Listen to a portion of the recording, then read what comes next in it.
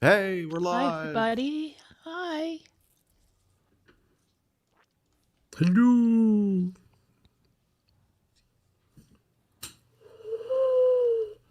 Hi, John Abrams. Hi, Tanya. Now you look like the weatherman. That's very good. Yes.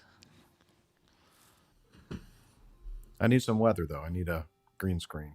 Yeah, you need a green You'll screen. see over need- here you we're need- having some No, snow you down need here. Stephanie Abrams to come over and do her weather I with do. you. I know Hey, you Steph. like Oh, that's Stephanie. I've green screened some weather in there. It's hit me in Yeah, the you back have. of the neck. I But see that.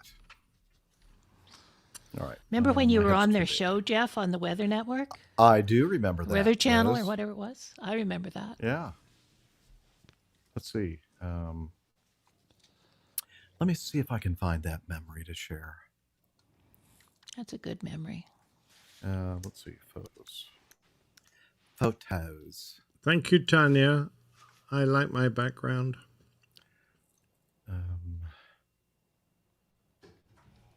How do I find Reminds that? me of the amazing Canadian photographer who does macro photography of snowflakes. Snowflakes. Yes, you've put me on to him. Absolutely amazing. Microman, I'm in Toronto. We're supposed to be sort of in the bullseye of this whole thing, but it hasn't arrived yet. So How much and snow the are they zebras forecasting, also. Liz? here, I don't think it's going to be so much snow, but it's going to be blowing around a lot. It's very high winds, so I think in the city maybe 4 to 6 inches, which isn't much.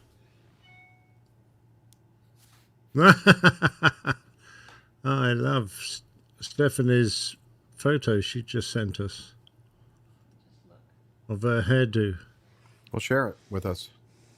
Okay, how do I do that? I can do that somehow, I'm sure. You go present and then share screen, and then you can pick the window that you. Oh, You're yeah. looking at. It's great. Share screen. Where's she gone? Window. Messages. Share. Oh, hi, Neil. I wondered who Oh, Microman God, was. I've got to go to system preferences. Oh, to allow it to share Oh, it. that looks too hard.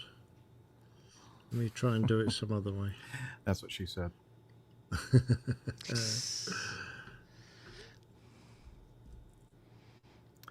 Okay, well then I'll do it. Gosh. No, I think I've got it sussed now. We're supposed to have rain here overnight and then a flash freeze in the morning, which is going to be Flash! bad. And then plummeting temperatures with snow and high winds tomorrow and Christmas Eve, I believe. So, Boom. yes, Craig in Montana, I'm sure. Oh, God, that's cold. Look at Steffi. Wait a minute. That was not the thing I wanted to share.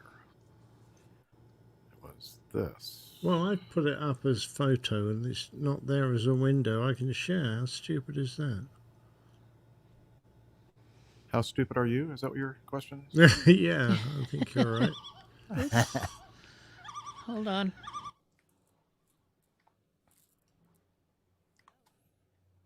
Well, let's see. That's messages. I want to share this in. Oh, I've still got to go and do permissions. I can't be bothered. That's too hard. All right, I got it. I got it. You've I got it. got it. I think. Here we go. Boom.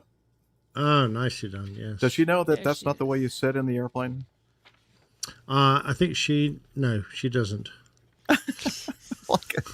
So, Steph, you have to face the other direction so you can actually Yeah. see the. I guess she's See the doing instruments. non-instrument flying. Exactly. Yes, it's VFR flying. Face the other way. Yeah, that's lovely hair. What is that? Static electricity? Is that what's going on there? I'm wind, assuming isn't there's a draft in the I think it's the cockpit wind of some somewhere. Could be. Yeah. Pardon me. Okay. All right, gentlemen, are we getting ready to roll here? No, we're not. We're playing around.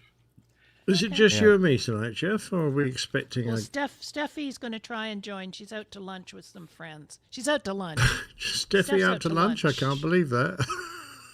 Yeah, she's out to lunch. I'm still trying to find my Weather Channel thing.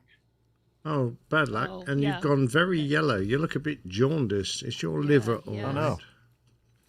Why had that happen? Oh, Oh.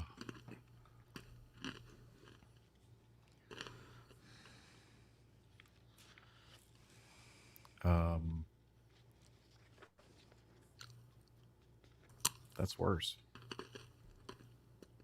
Is that better? No, Okay, I have to adjust your the... hair's even yellow.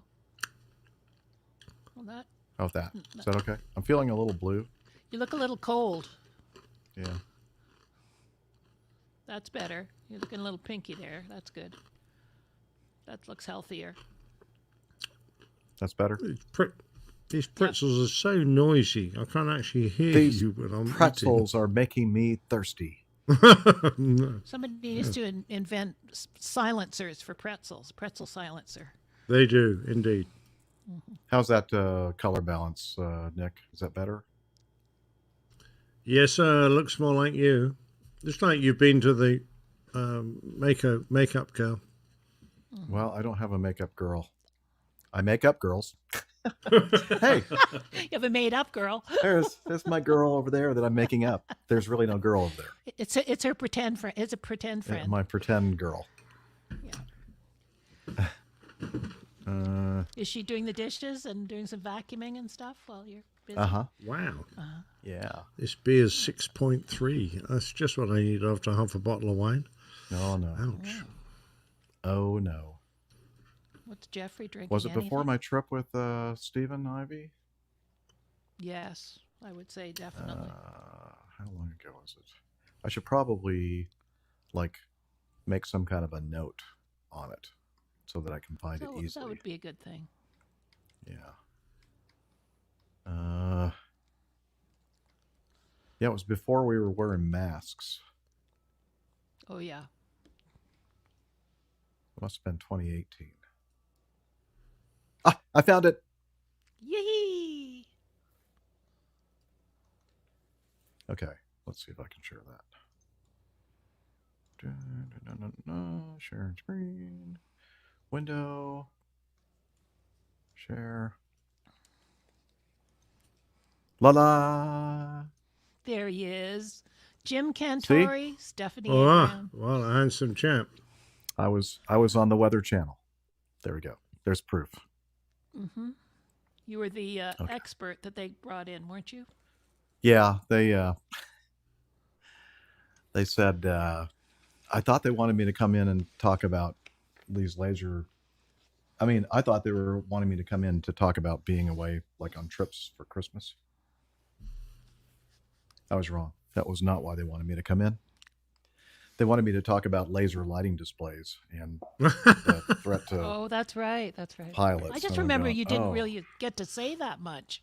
No, I spoke for it was under, my segment was like under right around 2 minutes. Yeah. Didn't say very much at all. But I guess I said enough. And they shut me down. Yeah. Get the Anyway. hook. Get that guy off the. Yeah, that was. Yeah, they're all going like this in the background. I saw. Yeah, exactly. Get out. Stop screen. Okay. Do you want to try Roger's sound level on his intro? Yeah, let's do that. And anybody that's in the chat room now, how are the levels between all of us? I'm not going to say anything, so you can't tell. Mainly Nick and Jeff, because I'm not going to be saying much. You're listening. Ooh, that's loud to me. You're listening to the Airline Pilot Guy Show. Is that loud to Sounds you good. all? No? That sounds Not good. to me. That means I need to adjust what's going into my ears.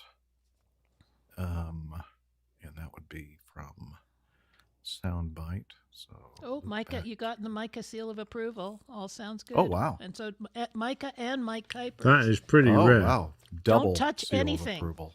I know. Don't touch I'm not. anything. Okay. Okay. You're listening to the Airline Pilot Guy Show. The view from our side of the cockpit door. WAPG.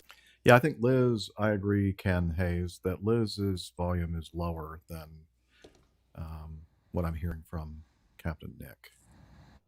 Okay, I just turned myself up. Is that better? Oh, yeah, that's much better. Okay. Loud and clear. Well, it's better than turning yourself on. Well, Well, been known no to do comment. that. Hi, Eduardo. Tim Van Ram. Where is that thing? I don't know. I just don't like the color. Of you? Yeah. That's good enough. Look Okay. pretty good. Thanks, Ken. Pretzels are 5 Pretzels by are 5. 5 by 5. Thank you for that, for those sound effects. Apparently my mic is muted. They're good pretzels, Marks and Spencer's.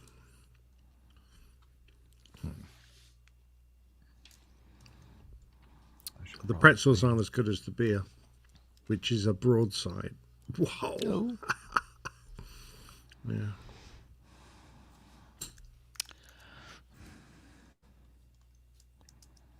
These Are you pretzels are making me thirsty. That sounds like Seinfeld. Yep. Are you Getting recording, good with American gentlemen? Deli. Do you have your recorders on? Oh, I am good not question. recording gentlemen or women or ladies. I am now recording. Okay. I am now recording as well. All right. We're getting close then. Yeah, I think we Uh-oh. are. Hello, Donna Okay. Rose. Ready when you are. Lo, how rose are blooming, Donna. A rose is a rose is a rose is a rose. Rose are blooming. Ooh. I actually know that one. Buenos tardes, Eduardo. Eduardo. Buenos tardes. Does that mean he's late? No. I don't know. I don't know. Very good. Very good. Well, I don't know. Oh. I'm not trying to make a joke. I'm thinking, what does tardes mean? That's Doctor Who. That's what he flies I around know in. the tar. I knew that was. Yeah, We love our tangents, don't we? We do love our we do, tangents. and we love our great sense of humor. we fabulous. we love it, yes. Well, I was going to No say, one we else think does. it's great. We love Yeah. our... Okay. Well, man, I need to turn that volume down again. TARDIS. Time and relative dimensions in space. Oh, That's that's what what TARDIS TARDIS stands stands for? Oh, did not know that. Oh, This is you an didn't grow educational up- show. This is an educational show, I'm telling you. You didn't grow It up is. with in my household. You'd have known that. You ready, Jeff? Okay. Yeah. All right. Okay. Ready. Throw it on up there. You're listening to the Airline Pilot Guy Show. The view from our side of the cockpit door. WAPG. It's the Airline Pilot Guy. Airline Pilot Guy, episode 549. Yeah, he's up in the sky. It's the Airline Pilot Guy. Hello, you're listening to the Airline Pilot Guy Show. The view from our side of the cockpit door with your host, Captain Jeff, broadcasting live from Studio 1A at APG headquarters in Roswell, Georgia.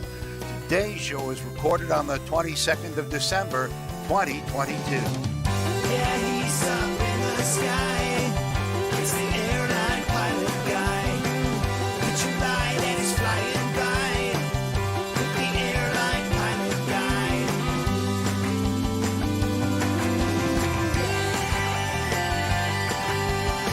In today's episode, 3 people die in the fiery crash of a Russian helicopter.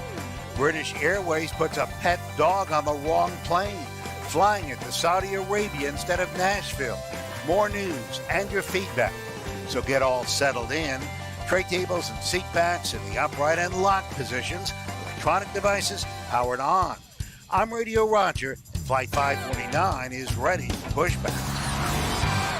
Thank you, Radio Roger. He's an award-winning TV and radio reporter, currently at the #1 all-news station in the nation, 1010 Winds on 92.3 FM in New York City. Welcome to the Airline Pilot Guy Show. It's an aviation podcast covering the latest in aviation news and answering your great feedback. I'm Captain Jeff, a pilot at a major legacy airline based in Atlanta, Georgia. And joining me from his studio, in Hartford, Hereford, and Hampshire, professional photographer, former RAF, RAAF fighter pilot, retired Airbus A330, A340 captain for Virgin Atlantic Airways, and part-time Santa Claus at the local store downtown. It's Captain Nick. Buenas noches, Jeffrey. Lovely to see you, and a jolly and Merry Christmas to you and all our listeners. Awesome. Merry Christmas to you as well. And also joining us from a place to stand, a place to grow. Yes, from her studio in Toronto, retired financier and aviation enthusiast, spreadsheet master, and our producer, it's Liz Piper. Hello, everybody from Canada, the home of Saint Nick. Santa Claus lives at the North Pole. Well, I thought he came from Lapland. We discussed this on the last show. Yeah, okay, He let's was a not half get into goat, half man that lived. Oh, yeah, lived in Lapland. and burns little kids in the pot. Yeah, we got it. Yeah. There might be some fake news going on here. I don't know. I think so. Hi, Laura. Okay, guys, have a good show. Behave yourselves. Thanks, Liz. No. Okay. Now that she's gone, Yeah, right. We could have do fun. whatever we want. Say something in my ear, Liz. Make sure I can still hear you. I can't hear you. Okay. What's going on, man? Oh, okay. Now I can hear you. Okay. Excellent. All right. Here we go. It's time for some aviation news.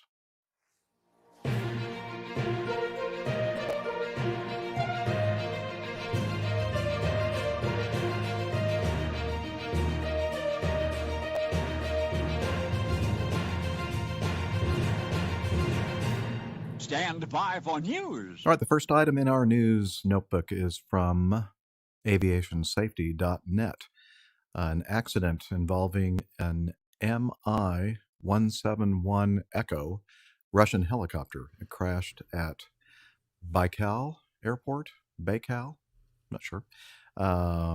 Ulan-Ude, which is Uniform Delta or Uniform India Uniform, if you prefer the four-letter ICAO. Is Pip here? I don't know. We want to make sure we make him happy. Anyway, in Baratia, is that how you'd say that? Baratia? Buryatia. During a test flight. That's how I'd say it. Buryatia. Yeah, during a test flight, and was destroyed by fire. All three crew members died. Yeah, that's no good. Yeah, those helicopters, dangerous bits of kit. They are. Let's see. The It's helicopter. a HIP, by the way. Excuse me? It's a HIP. NATO reporting name HIP. Oh, HIP. okay. Thank you. I thought it was a helicopter, but apparently it's a HIP. Yeah, that's what NATO calls it. Okay. So, I mean, I guess it's a derivative of the older Mi-8 helicopter, and then the Mi-17. The Mi-8, Mi-17, and various derivatives of that. We used to say it looks like a bus with a rotor stuck on it. And if you're waiting at a bus stop for a long time and eventually you see the bus come along, going to pick you up, you'd say, hip, hip, hooray, here comes the bus. So that's how we remember to call it a HIP. Yeah. I was the squadron recce officer, by the way. Oh, well, that's really interesting. Thank you, Nick, for all that. I mean, you listen to the show and you learn so much. You do. You learn so much rubbish. You didn't realize what you were missing. Let's see. The helicopter that crashed was an Mi-171E. According to the source, it belonged to Ulan-Ude Aviation Plant. And according to preliminary data, it was being tested before being sold to buyers from China. They named the three Russian crew members. Initially, it was reported that a private Mi-8 helicopter crashed while flying from Vostochny airfield to Baikal. Anyway, let's see, what else did I want to talk about here? They talked about in one of the sources of news I was looking at that they thought that it could have been a situation where they ended up getting caught up in something they call the vortex ring. And it's a flight condition, also sometimes called settling with power. Flight condition in which a helicopter that's receiving power from its engines loses main rotor lift and subsequently experiences loss of control. I guess it has something to do with lift along the length of the blades, and then it somehow develops this vortex roll that's kind of like a donut. And if they're descending very very rapidly, it's possible that they can get caught up in this vortex ring, and then the airplane or the helicopter continues to accelerate in its descent, and it gets to the point where there's not enough power to recover from that. So that's one of the things they're surmising that may have Yeah, happened. there must be a Miami Rick equivalent of a helicopter test pilot out there, hopefully who listens to the show, can explain what it feels like to have a vortex ring. I only have a normal ring, but the vortex one sounds very exciting. Yeah. Sorry. Okay, a temporary break here. Yeah, not only is he freezing up a little bit, we're talking about you, Captain Nick, but I'm hearing that clicking again, that popping from him. Ah, okay. I don't know why. Well, I seem to be on the only person. Oh, wait a minute. I seem to be in 2 StreamYards at the moment. That's better. You should probably be in just one. I should probably delete the other one. I don't know if that popping is still occurring, but I can't hear the popping, by the way. So yeah, it's only when you're speaking. And as I've mentioned before, there's an easy cure for that. Yeah, don't talk. But I think, and I heard it on the recording too from the last show. Same thing, just from you. And it reminds me, as I mentioned in the last show, of a USB kind of popping sound that you'll hear sometimes, or maybe a mismatch with the like 44.1 or 48, as far as what is that called? The not the frequency range, but the setting for the sound. I don't know. Anyway, we can work this out. But yeah, he's freezing again. Well, I'm not. I don't appear to be freezing at my end, but I don't know. Mm-hmm. Let me just check my internet connection. It could be the moving background, but he's done moving background. Why don't you just switch to a static background? Maybe that will help. Yeah. How's that? Okay, that's very very nice. Yep, still freezing a little bit. Okay. Weird. I don't know what's going on. Well, your audio though is okay. Well, good. I'm glad to hear that. I'm using the good old 5G hotspot again. All right. Thank you, Craig. Sample rate. Yeah, it sounds like maybe a sample rate mismatch, because I had the same issue a couple of months ago, and somebody said it could be the sample rate mismatch, and I poo-pooed it, and then I realized that he was right. And how do I change my sample rate? I think if you go into the utilities folder and audio MIDI setup, or just do a command spacebar and then just put audio MIDI. Command spacebar? Yeah, command spacebar, and then type in audio MIDI, and then you'll see it'll come up. Nothing. I'm looking for the window that should have brought up. Oh, it should be like right there in front and center. You'd think so, wouldn't you? Yeah. It's not on that screen. I've got a lot of screens here. Well, anyway, if you go into your applications, and then there's a utilities folder in applications, and then audio MIDI setup should be one of the selections.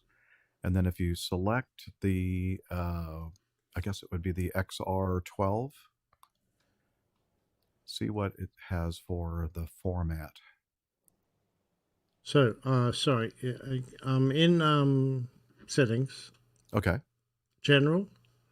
No. Audio MIDI settings. Oh, audio MIDI. Okay. Well, I didn't get that window, so I'm not in there Okay. yet. Command spacebar. Yeah. Command spacebar. Spotlight search. Yeah, okay. And then you do audio MIDI or just MIDI. Should pop up. Audio MIDI setup. Yes. No, that And was then- that was not. No, that was a Chrome thing. Audio MIDI. Oh, I got it. Yep. Know what Okay, I'm doing. Okay, the left column, Yep. you should see the XR12 and highlight that. And then on the right side of the XR12. pane, it should say. I don't see the XR12 in the left column. Oh. I see iPhone Studio display. Oh wait, let's see. Your Black sound Magic. is going Blackmagic. Then you're probably setting it through the Blackmagic. Yeah, I've got Blackmagic. Okay. Under the source, it says format, and then it has a drop down. It just says source default. And it doesn't have right underneath that, doesn't say 40 format 48 hertz or 41, Yes, it does. 44.1. What does it say, 48 or 44.1? It says 48 hertz, two Okay. channel, 16-bit integer. Okay. Then it should. All right. Well, it's set properly then. Okay. Yeah. All right. I guess it wasn't that. That was not it. No. Okay. Well, whatever. It was worth a try. Mm. We can carry on. Yes, Liz. Okay. Where did we? We've been talking about NATO reporting name HIP. Yeah. And we talked about the vortex ring. Yes, and, yes. We made yeah. rude comments about getting Yeah. a vortex ring. And then I'm not sure how we finished up with that, or did we finish up? Well, we didn't really get much further. Okay. So probably want to move on from the vortex ring. Yeah. Okay, well, if we hear anything else regarding this crash of this helicopter, we'll certainly, hopefully, cover it. All right. It incredibly versatile and successful helicopter. Perhaps it's worth mentioning. Being used in many countries as a real workhorse machine. You see it often in those mountain rescues up in Everest, and it's a very capable machine, and been around for donkey's years. So very great shame to see that one going in, but I suspect perhaps a manufacturer's fault or something happened, since it was a post-manufacturer's or pre-sale test flight. Not good. Yeah. All right, let's move on to the next item, and it is from the aviationherald.com. It involves a Hawaiian Airlines Airbus A330-200 registration November 393 Hotel Alpha performing flight 35 from Phoenix, Arizona to Honolulu, Hawaii, with 278 passengers and 10 crew. They were descending into Honolulu when the aircraft encountered turbulence, causing 36 injuries and damage to the aircraft cabin. The aircraft continued for a safe landing on Honolulu's runway 4 right. 33 passengers and 3 flight attendants sustained injuries. 20 of them were taken to hospitals. 11 of them were diagnosed with serious injuries. The airline reported that the aircraft encountered severe turbulence but landed safely. Medical care was provided to several guests and 3 crew members for minor injuries. Some of them were swiftly transported to hospitals. The passenger seatbelt signs were on at the time of the clear air turbulence encounter that occurred about 30 minutes before landing. There was a patch of unstable air that caught the flight crew by surprise without any prior warning. However, the National Weather Service in Hawaii said that there was a weather advisory posted for thunderstorms at the time of the turbulence, and they think that the flight possibly flew into a thunderstorm, which kind of is at odds with the sentence that said clear air turbulence encounter. So Was it Yeah, clear it'd air be at turbulence? odds with my estimation as well, because a Yeah. thunderstorm's visible. It's easily avoided. It's visible on radar as well as usually you can spot it out of the window. So there's usually few excuses for going into it. Having said that, if they put the seatbelts on because they knew they were going to go close to one, you don't have to go into one to get the turbulence, because there's a lot of air being moved in the center of the cloud, but that air also is influencing the air around the edges, up to quite a considerable distance, 5, 10, even 15 or 20 miles if you're at high level. So it is possible to encounter turbulence, but it's a bit sad because I know some people were in their seats, in which case there are few excuses for not having your seatbelts on when the seatbelt sign is on. But it's also a classic time when people who've been sitting around watching a movie or just having a doze, suddenly you get all the PAs and all the activity at the top of the descent. They suddenly realise that, the seatbelt sign's on for the descent. We're going to be trapped in our seats now, and I need to use the restroom. It's very, it's classic that a lot of passengers usually get up and you end up with queues around the toilets while everyone tries to make a last-minute visit. Do their makeup or just attend to their personal needs, and it's if you get turbulence at that point, that could involve a lot of people.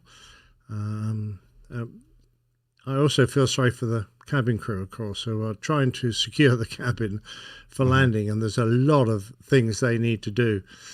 Tidy up, clear everything away, get all the trolleys stowed. They're on their feet for almost the entire descent. So, it's hardly surprising that even with the seatbelt signs on, you're going to get cabin crew injuries. Yeah, there's someone that took some video shortly after the turbulence encounter on Twitter, and we can take a look at that. After footage of the turbulence on Hawaiian Airlines flight to Hawaii. Shows some of the damage to the galley and damage to the flight attendants. Who's Passengers. taking this? Do you know? With, people with bloodied faces. Looks like it made a mess.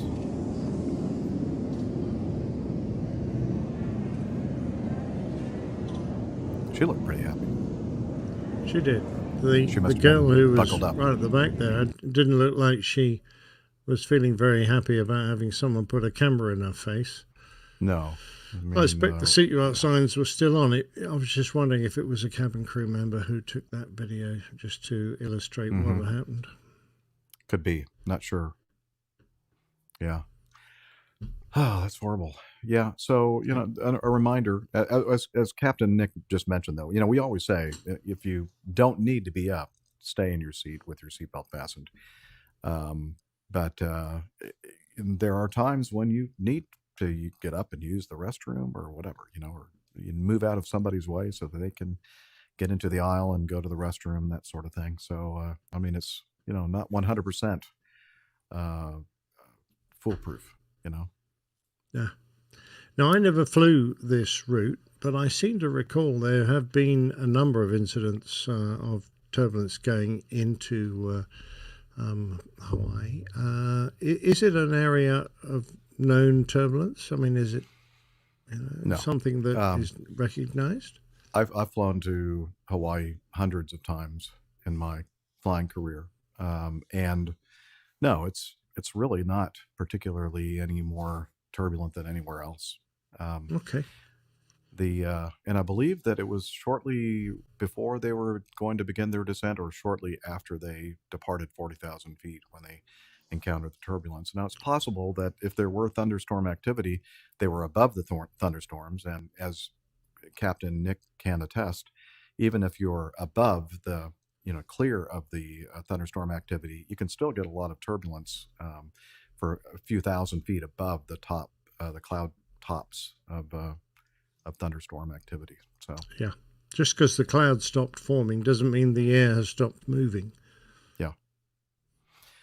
So let's see. Is there something else that I had in here that I think I may have had some? Yeah, Fair some bit of live damage to the APC. inside of the aircraft, isn't it? I mean, it looks well Yeah. beaten up. Let's see. I got some air traffic control pilot flight interaction here. And Center Hawaiian 2516 out of flight of 250 for 10,000 emergency aircraft. Yeah, we it's a pretty severe turbulence, and I guess we have 3 flight attendants that are injured. At the time, I guess they didn't realize how many the passengers were injured as well. So, yeah, they got the airplane on the ground, and several people were attended to by medical personnel. Yeah, definitely not the way you want to start your holiday or go home for the holidays. Many of them may have been, residents of Hawaii or going back home for the holidays. All right. Well, Yep. Let's see. Oh, this is an interesting one involving an F-35, F-35B model, the Lightning II. And the F-35B is the one that's the Marine Corps uses, and I believe is that the only one that you all have over there in England? In the United Kingdom, yes, Yeah. we have the vertical takeoff version. Okay. And I guess they were doing a vertical landing at an airbase in North Texas on Thursday, and then this happened. Let's play the video, and I think I've got the volume all the way down because there's some interesting. The person taking the video is has some expletives going on. Anyway, so here it comes. Looks like it's kind of really coming down faster than it should, and then boom, hits it, it bounces up, and then it kind of leans forward on the nose, basically takes out the nose wheel, and then this thing is just kind of twirling around on its nose and right main gear, and then at some point the pilot decides, I'm going to get out of this airplane because it's got a mind of its own, and he ejects. And gets what, 1 swing, maybe 2, 1.5 swings before he hits the ground. Enough to save your life, but it's not exactly comfortable. I'll bet not. It's not like when Steph goes out skydiving. It's a little bit No, different. it's not exactly a para wing. I'm sure she looks like, Twinkle Toes when she lands, all sort of, woo, look at me, I'm going to do a stand-up landing. Now, with the sound on, you can kind of hear the fact when the thing hits the ground and then it kind of bounces up and it starts to nose over here. Then it sounds almost like the engine is like accelerating. It's not going down to idle. It's just almost sounds like it's powering up. Well, I did read, someone said that there is a sort of safety. Now, I don't know if this is someone who knows or someone who is just one of those classic people guessing. There's a built-in safety feature that tries to cushion a firm landing by taking control of the throttle and applying more power.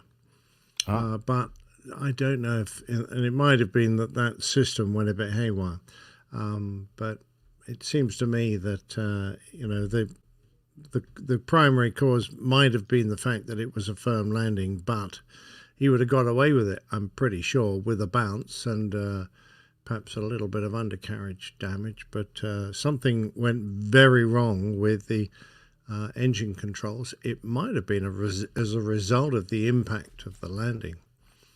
Yeah, very nasty.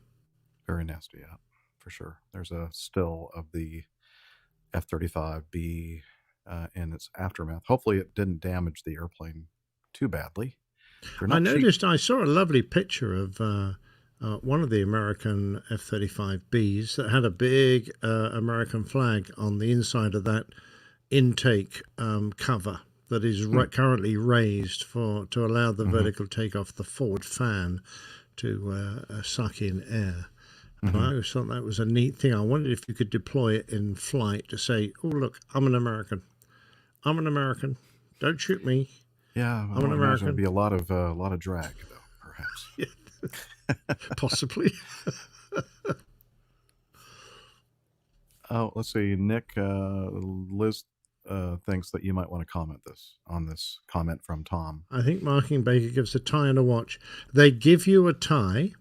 They don't give you a watch. But once you have been given a tie and a membership number with Martin Baker as being someone who has qualified for the tie, you can then write to Beaumont, who make these beautiful Swiss watches. They are absolutely fantastic.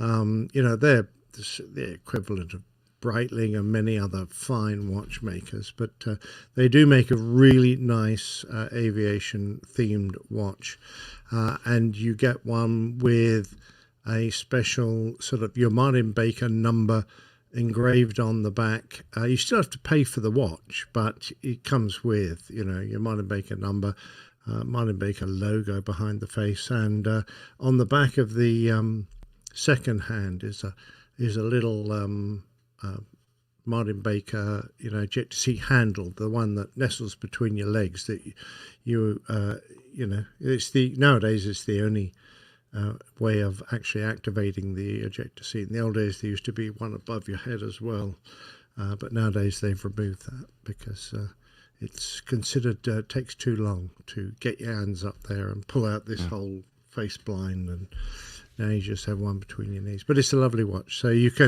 qualify. Only a Martin Baker ejectee is allowed to own that watch.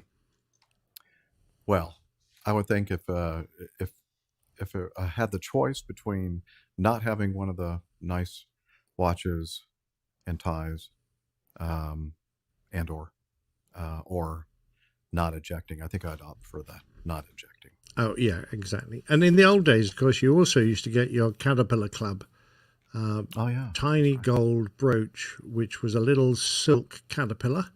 I mean, you know, a caterpillar that makes silk. Pardon me. With a ruby for an eye, and that was the Irving parachute gift that they used to give out. So it goes all the way back to Second World War. And a fabulous little thing if you see someone wearing a tiny caterpillar, golden caterpillar with a ruby eye. They've had their life saved by an Irving parachute. But you know, quite a while ago, Aeroconical started supplying the parachutes for Martin Baker seats, so you don't get that little darling brooch anymore. That little, fantastic. A little caterpillar. There you go. Oh well, like a silkworm, I guess, huh? Yeah, absolutely. What's that, Liz? Oh, you just sent me a picture of the caterpillar, so that means I have to do this. Oh yes, you're now obliged. Preview, and then or obligated if you're an American. Well, obliged works as well. Share screen, window, and here we go. Share, and then there we go. Ah, there you go. Yep, there is the. Now, is it a caterpillar? It looks like it ought to be chewing through your suit, your beautiful wool suit. Or would it be a silkworm? Well, that's what that's what it is. It's a silkworm. Okay. It represents the silk that Irving parachutes were made out of. Mm-hmm. Very cool. All right, there you go. Let's move on to the next item. Also from the Aviation Herald, and it's just basically an update. The NTSB has released their investigation docket. This actually happened on, let's see, where's the date on the thing? November 11th, 2019. And it happened at Chicago O'Hare, landing on 10 left. They talk a little bit in the narrative here about the fact that after having gone around once, I think because of the weather, I think the ceiling was about 500 feet. Maybe they weren't stabilized, I'm not sure.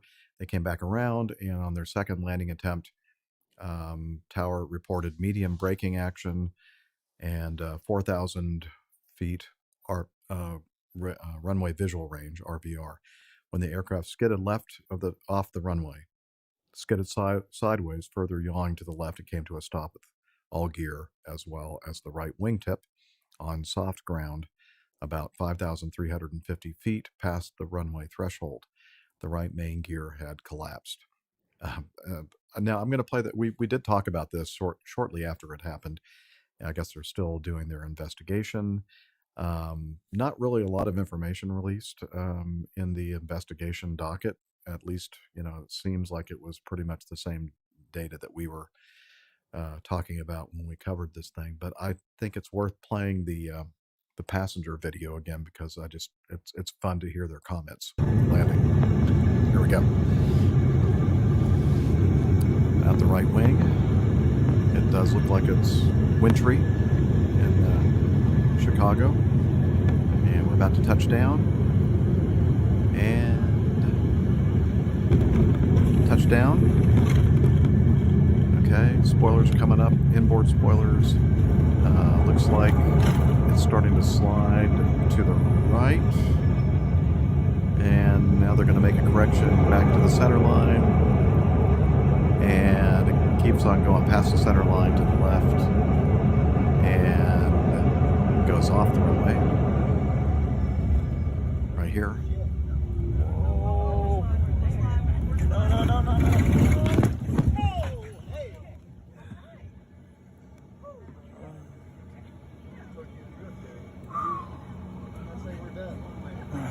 I think we're done. Yes, I say we're done. Wait, I didn't hear the ladies yell out, I think we landed. Hang on, let's see if I can find that. I think we landed. Nice one, Jeff.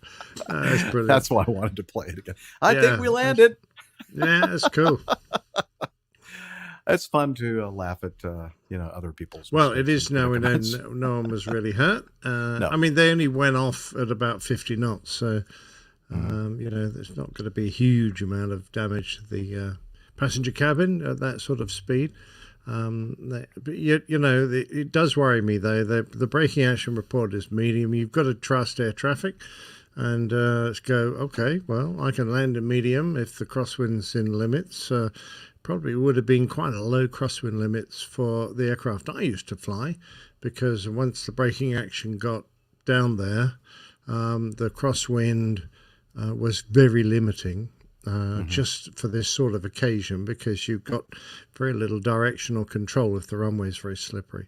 And the fact that they then immediately declared the braking action as poor, I would not have been permitted in my company's regulations to even attempt to land if the runway braking action was reported as poor. Even medium to poor. As soon as poor appeared in the report, that was it. No, divert. So it does make me think that the traffic were probably perhaps pushing it a little bit, letting these guys come in without doing a proper check at the runway and making sure it's safe. Because I think these crew were very unfortunate, thinking that they were going to get a better runway surface than they ended up with. Yeah. I think for us, we can land even in poor, but as soon as the word nil is used, N-I-L, then, okay, airport's basically closed at that point. Yeah. Okay. Basically, you're landing on an ice skating rink. Yeah. Not good. Not good, no. Continuing on with this from Flying Magazine, flyingmag.com. Boom, the company making the Boom supersonic aircraft. I think they're calling it Ovation. Is that what they're? No, or Overture. Overture is the name of their design. They announced it's collaborating with industry partners FTT, GE Additive, and Standard Aero to develop a new propulsion system for its Overture supersonic airliner.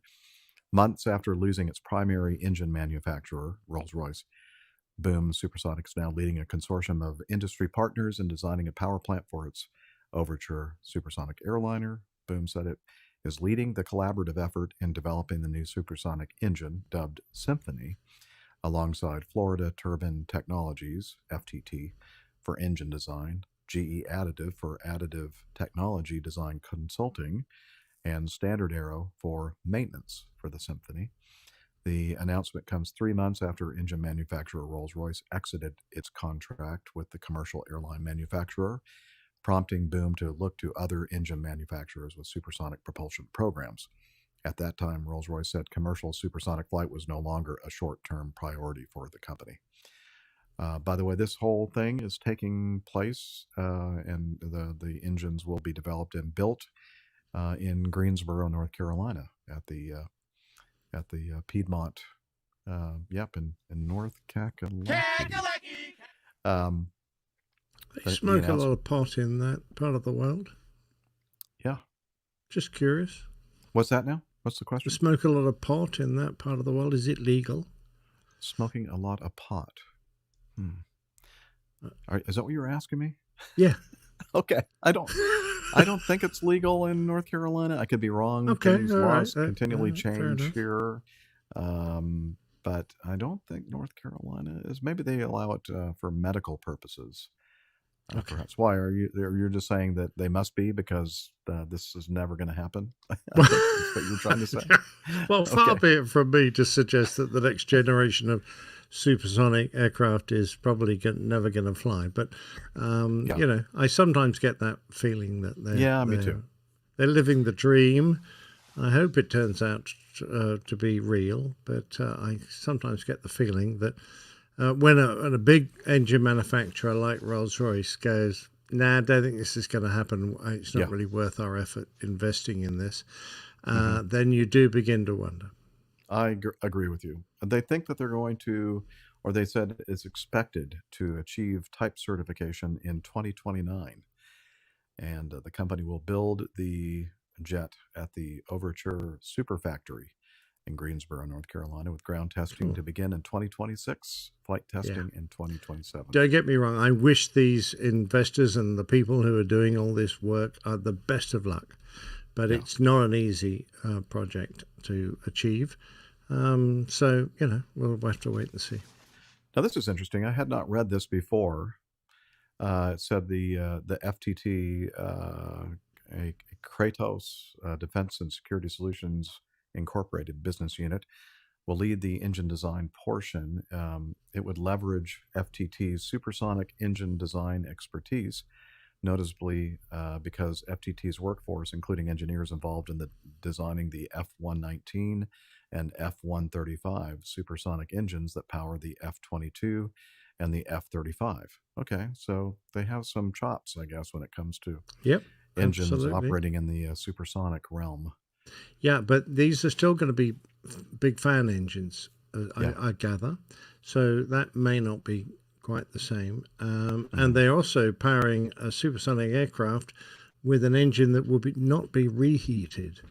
That is, I'm finding that quite an interesting concept because, you know, getting over that, the transonic period and the drag rise that occurs as you try to go supersonic and then you get into the supersonic cruise and you can take the reheats out. Getting over that drag hump takes quite an effort. So I'm just wondering how they're going to achieve that with a non-reheated an engine without afterburner. I don't know. Yeah, I agree with you. That seems, you know, it'll be interesting if they can achieve it, but it's I think, you know, there aren't many supersonic airplanes that don't have afterburners.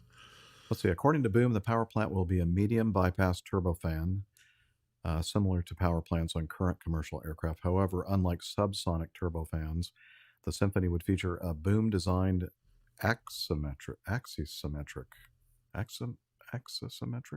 I guess, supersonic intake, a variable geometry, low noise exhaust nozzle, and a passively cooled high pressure turbine. It won't have an afterburner. Yeah, as you just mentioned. It would produce 35,000 pounds of thrust on takeoff and would run on 100% sustainable aviation fuel. To keep things quiet and meet Chapter 14 noise level requirements, Symphony will be designed with a single-stage fan. The process will include additive manufacturing to keep its weight and parts count low and reduce assembly costs. And then finally, it will need to meet the FAA and EASA Part 33 engine certification requirements. I don't know. Yeah. Interesting goals they have for this. And I think we mentioned in a previous show that Initially, I think they had a twin engine design, and then they went with a 3-engine design, and now I think the latest is evolution of this is a 4-engine design, something to do with supply chain logistics and getting the parts necessary to make these engines, and that because they're going to be smaller engines than they had originally planned, they're going to have 4 of them. Yeah, it kind of looks a bit like is it a Hustler? That yeah, it does, was the supersonic 4-engine bomber. Mm-hmm. That was a pretty remarkable aeroplane. But it sure was. Yeah, it's going to add a lot of cost if they're going to have 4 engines, as we know. If you've got an airliner with 4 engines, it's not going to be economic. But I don't think it's going to be economic to start with. So, it's all about providing the service of getting from A to B in a fraction of the time that it would take on a conventional airliner. Yeah. Well, now going from supersonic world to extremely low speed world. The next item is from learningenglish.voanews.com. Not sure what that is. Anyway, a technology company successfully test launched one of its airships high above the New Mexico desert this week.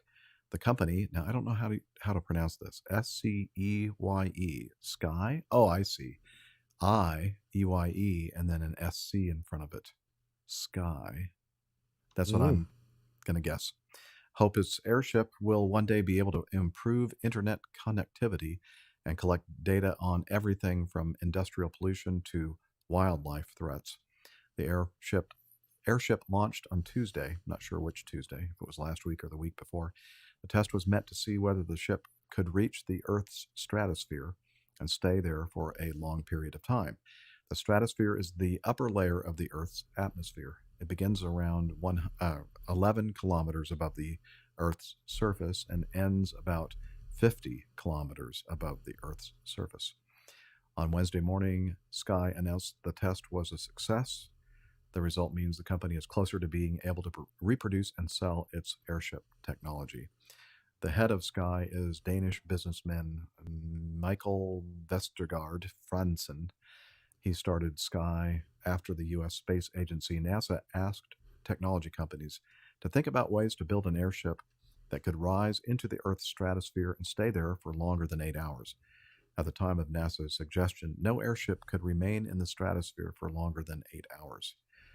The researchers at NASA and the Jet Propulsion Lab in California said a ship could stay in the stratosphere for a long period of time, or if the ship could stay in the stratosphere for a long period of time, they could provide important data for scientists. The head of Sky said that he was pleased with the test. In a news release, he said the ship holds extraordinary potential for stratospheric discovery. He said they're kind of making it sound like the stratosphere, this magical place way up there. 90% of all the airliners cruise along in the stratosphere. It's only like in the high 30s when it comes to flight levels. The tropopause with the layer between the troposphere, the portion we all live in, and the bit above that, and it's only really delineated by a temperature change, which usually stops cloud formation, that sort of thing, is usually around 35,000, 34,000. It can get up to 37, 38, 39 in the tropics, and it's lower over the pole. But, it's not a huge altitude, quite honestly. We've been flying balloons. Golly, hot air balloons get up there. So it's nothing remarkable. I was thinking to myself that when I was first reading about this, I'm thinking, well, maybe there's like very little wind up there in the stratosphere, but I was wrong. It's still windy up there. Oh, yes. And I'm thinking, so the airship is going to have some kind of a propulsion system if it's going to be a geostationary kind of a setup, it's going to have something that's going to offset the speed of the winds to keep it stationary. And I guess the way they're going to do that is they're going to use solar power. During the daytime, the airship is made from special material that reflects the sun. It runs on solar panels and lithium sulfur batteries. So during the day, when it's exposed to the sun, that's how the power is generated. It's also sending some power to the batteries, and then at night, when there is no sun, of course, the batteries take over and I guess spin the propeller. It looks like there's a little propeller on the tail of the thing, I guess, that is going to keep it. This doesn't look big enough to me to offset the high wind speeds up there. But what do I know? Yeah, I know. I'm with you, Jeff, because those jet streams that occur in the stratosphere can reach 200 miles an hour. You get this poor device caught up in one of those, it's going to disappear halfway around the world before you know what's happened to it. So, and it is a bit of a worry. But having said that, well, I guess when they eventually, the nice thing about a jet stream is it's like holding a ruler up. It's very long, so it goes, for all the way across the Atlantic, say. It's quite wide, but a fraction of the length. But the actual height between the top and the bottom of the jet stream is very small. So you only need to climb a few thousand feet to get right out of a jet stream. And if it's got that flexibility to go up easily, up 5,000 or 10,000 feet, or down, come to that, you can navigate out of the jet streams, which is kind of the opposite of what most of the balloonists that fly up there try and do, because they're often trying to get from A to B to have a record set, the fastest across the Atlantic, or they're trying to find and stay in the jet streams. This guy's trying to avoid them, which is probably an easier objective, I suppose. Looks like the airship is going to be filled with helium gas, and it's not going to have a crew. What happens when we run out of helium? I don't know. I guess they can use hydrogen and just hopefully it doesn't ignite. Yes. Oops. Yeah. Well, if it's unmanned, I suppose that helium's hydrogen is actually a lighter gas. I mean, it has a problem. It's got very small molecules, so you have to very, very clever skin to keep the molecules in. But apart from the fact that it's highly explosive, it's very efficient at this sort of job. So if you haven't got any passengers on, I guess it's going to be fine. Well, another downside when we exhaust our helium resources is we're not going to be able to talk like this. Yeah, like Okay. Let's move on. Paddle your own canoe. Yay. Hooray, we love paddle your own canoe. Yeah, this is British Airways accused of accidentally flying a couple's pet dog 7,000 miles in the wrong direction to Saudi Arabia after its kennel was mistakenly loaded. I'm glad they didn't send them to Korea or somewhere where they eat them. Oh, yeah. Well, that was very tasty. Thank you. Madison and James Miller were relocating from England to Nashville, Tennessee on the 1st of December, had planned for their 5-year-old rescue dog, Bluebell, to fly in the cargo hold of the same flight that that James was a passenger on. But IAG Cargo, which manages freight on behalf of British Airways, accidentally loaded Bluebell's kennel on a flight to Riyadh, Saudi Arabia. Madison and James had no idea Bluebell wasn't on their flight until they arrived in Nashville. Following the realization that Bluebell had been loaded on the wrong aircraft, the Millers demanded a proof of life photo. I'm not going to pay the ransom till I have proof of life. They received a picture of their dog, alive and well, peering through a cage, and they were showing it right now on the video. The couple now claim Bluebell is traumatized following her experience. After arriving in Saudi Arabia, the poor canine had to be flown all the way back to Heathrow before being loaded on a third flight to Nashville.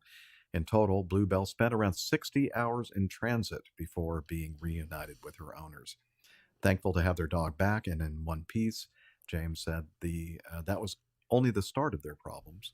We did everything right moving Bluebell to America with us, and it's been an absolute nightmare.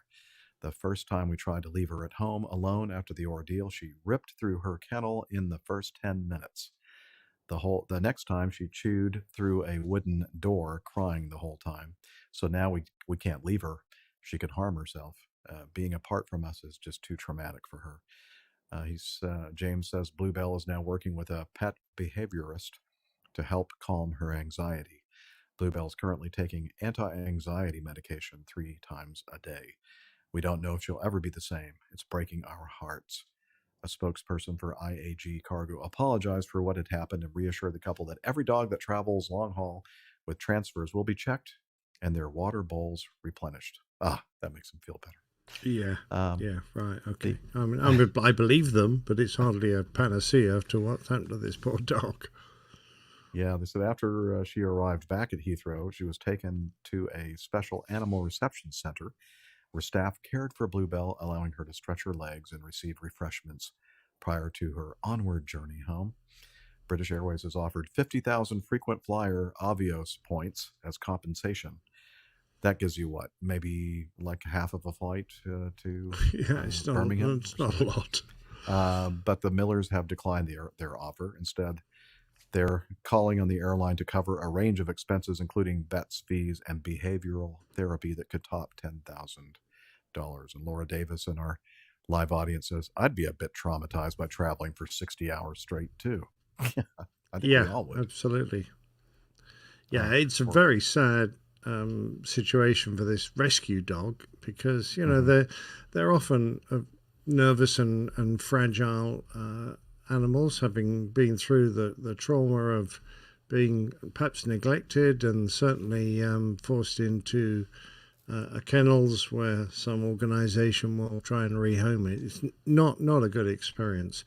And you'd think that they would take really good care because it's like a family member for most of us who own dogs, and you would want the outfit who are looking after your pet to take such good care of them, perhaps even better care than you would expect given to yourself, because your dog can't complain. It's stuck in whatever situation it ends up in.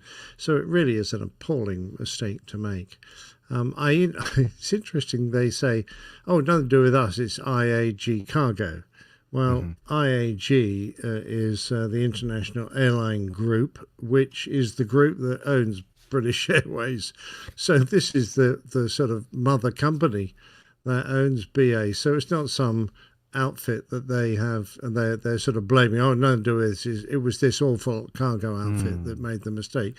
This is this is their own company group that has made the mistake. So they can't really palm off the responsibility onto IAG. So I think it's a clever attempt, and actually, honestly, I thought, well, it wasn't actually British Airways, it was IAG. But now that you've made the point, yes. it really was. With us. Yeah. Well, good on them for trying to deflect. Having dealt with dogs that have been on the aircraft, etc., it can be for some dogs a very traumatic event. So I do really feel for the owners, and I smack the hands of IAG Cargo for making this dreadful mistake. Horrible. Poor Bluebell. Yeah. All right. Well, I hope that Bluebell gets better with her pet therapy. And I hope BA cough up a decent level of compensation for these poor people and their poor dog. Yeah, me too. Well, you know what? That ends the news segment. It's now time to get to know us. Hooray! Yay! Yeah, whether you want to or not, we're going to tell you anyway. All right.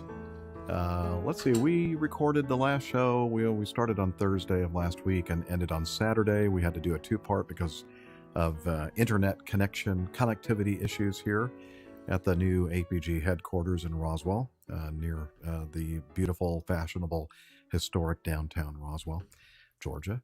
And then, let's see, did I fly? I think I flew. Where did I go? I don't remember. Oh, I did a green slip trip, an overnight. I was in Jackson, Mississippi last week. Did you see the Mississippi? I did not, because you have to go a little bit further to the west to see the Mississippi River. Okay. But anyway, yeah, had a good time. It was rainy, cold weather, so didn't really get out and about from the hotel. It was a nice long layover there, but we just were pretty much confined to the hotel. But it was a nice co-pilot I was flying with, a young man at the start of his airline career, and I am the old guy who is getting very close to the end of his. The grumpy old captain. Yeah, it was like is it your grandfather you're flying with there? Yeah. But anyway, really nice guy. And what were you asking, Liz? Oh, I was doing a lot of editing. Yes, I had to do that. Well, at least gave you something to do to while away the time. Hopefully you sat in the bar and put your headphones on. Well, I don't believe that they close between like 2 and 4, so I was in my room doing the what a shame. editing at that time. But anyway, it doesn't matter. Did a lot of singing again over the weekend. My voice is almost back to 100%. It was a lot of singing and a lot of rehearsing. And then, of course, coming up here on Saturday, New Year's Eve, I'm going to be singing in not New Year's, Christmas Eve. Thank you, Liz. And Christmas Eve, I'm going to sing in, I think, 4 or 5 masses on Christmas Eve day and for the midnight mass. Anyway, looking forward to that. I always enjoy the music. Christmas Day, I might be singing in the morning. The ladies that are doing the 7:30 mass, 7:30 a.m. We're hoping that if I weren't doing anything, that I might be able to join them. So we'll see. I'm going to be doing the midnight mass the night before, and then maybe come back here. You might as well stay there. Just have I might as well. Just throw the bit of altar wine, a few beers, yeah, and then start singing at 7:30. Now, one thing that's happening here in the United States right now, in fact, tonight, between now and the wee hours of the morning, a cold front is coming down. All those awful Canadians are sending us this very, very cold air. Giving you the cold shoulder. Oh yeah, more than that. The temperature here in Roswell, Georgia, in northern Georgia, is supposed to get the wind chill factored in. It's going to be like -4 degrees, -5 degrees Fahrenheit, which I'm not sure exactly how that equates to centigrade, but I think it's like -20, 21, something like 36 degrees of frost. I think we understand that's going to be pretty chilly. It's going to be really, really cold. And I'm kind of, I was telling Nick and Liz before we started recording today's show that I actually went out before we started the recording. And I went to the storage unit and got my little propane camp stove, because this apartment that I'm in is 100% electric. And I'm thinking, sometimes when it gets really cold, the electrical grid goes down, or trees, freeze and fall over and take down power lines. I'm thinking, if we lose electricity in this place, I'm going to be done for. I'm not sure how long I'll be able to stay in here, because it's going to be so ding dang cold. There'll be some nice bar nearby. That's what I'm thinking. And, but just in case, I went ahead and got this camp stove. I went to Publix grocery store and got a couple of cans of stuff that I could, open up and heat up on my propane so stove. You can sniff the propane, and then that'll make you feel better. Actually, I guess I said propane, but I think it's like a propane butane mix. I'm not sure exactly what it is. Anyway, it's in the car. Good. Do I have antifreeze? Well, yeah. I mean, I think all cars have antifreeze. I'm not sure if it's rated down to like the single digits. Yeah, that's kind of a problem, because people who don't get a lot of low temperatures, their antifreeze is only rated for like minus a bit. Yeah. And then when you get a big freeze, all of a sudden your engine block turns into a block. Yeah. And then you're really worried. Well, I guess if I had to, I could walk over and hope that some of the Canton Street, the historic Roswell area places are open and serving food, maybe, and beer. I did buy some extra beer, just in case. Gotta, yes. Gotta you keep might need to warm that up before you try to drink it. Yeah. So we'll see. We'll see how that goes. It's going to be interesting. Yeah, it will be an adventure. Now, I was hoping that Steph would have joined us by now, but not yet. Let's go ahead and show the picture. This was sent in by one of our APG community members, and it is I think, what did he say, was up in Indiana? No, Illinois. Oh, it's the Joliet, Beatles. Illinois. Baumgartner, is that who it was, Liz? Do you remember the Baumgartner? He's been a longtime listener, and he said he was at a Sam's Club, I believe, a big box kind of place, and he saw this in the parking lot. I didn't even know that Steph had a yellow Volkswagen Beetle convertible, but there it is, right there. There's evidence of Dr. Steph on the. I think her Jeep would drive all over that. No, I think you're right. Yeah. The land of Lincoln. Yeah, no, she comes from somewhere else. Jerry Baumgartner. Thank you, Liz, for looking that up. Anyway, so we thought we'd throw that up. And perhaps it's a rental, and she uses that company so much they've got a special car for her. Oh, could be. Oh, Laura says yet another vehicle that goes topless. Yep. Topless theme. Yeah. Nice one. Yeah. All right. And that's all I have. What are you up to, Nick? Well, surprisingly little has happened, or actually unsurprisingly little has happened, actually. About the only thing that I've got to talk about is the fact that you'll recall I went to the St. Benedict's School. Their junior school has an aviation club. And Rob, the lovely headmaster there, occasionally asked me to come over and give them a little talk about, flying. We were talking about bringing an aeroplane from New York to London, and we sort of reconstructed the flight and everything the crew had to do. So that was fun. And I did mention to Rob that one of the previous times I'd been over there, their aviation club had given us a couple of little recordings, which were fun for the APG, which we have occasionally used in jingles. But who do they like more than anybody else? That's what I'd like to know. Oh, thank you. Thank you. Absolutely. They certainly do. They've never met Captain Jeff, but my description of you was sufficient for them to want to say that. Thank you. You must have said nice things. Anyway, coming up to Christmas, I thought it would be nice if they did something else for us. So I asked Rob if he could arrange that. Sadly, all the parents were chomping at the bit to get their kids out of the after school activity because we'd overrun a little bit, so we couldn't do it while I was there. But Rob did send me something, and perhaps we could play it. Okay, let's see if it'll work.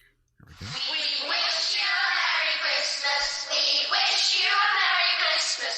We wish you a Merry Christmas and a Happy New Year.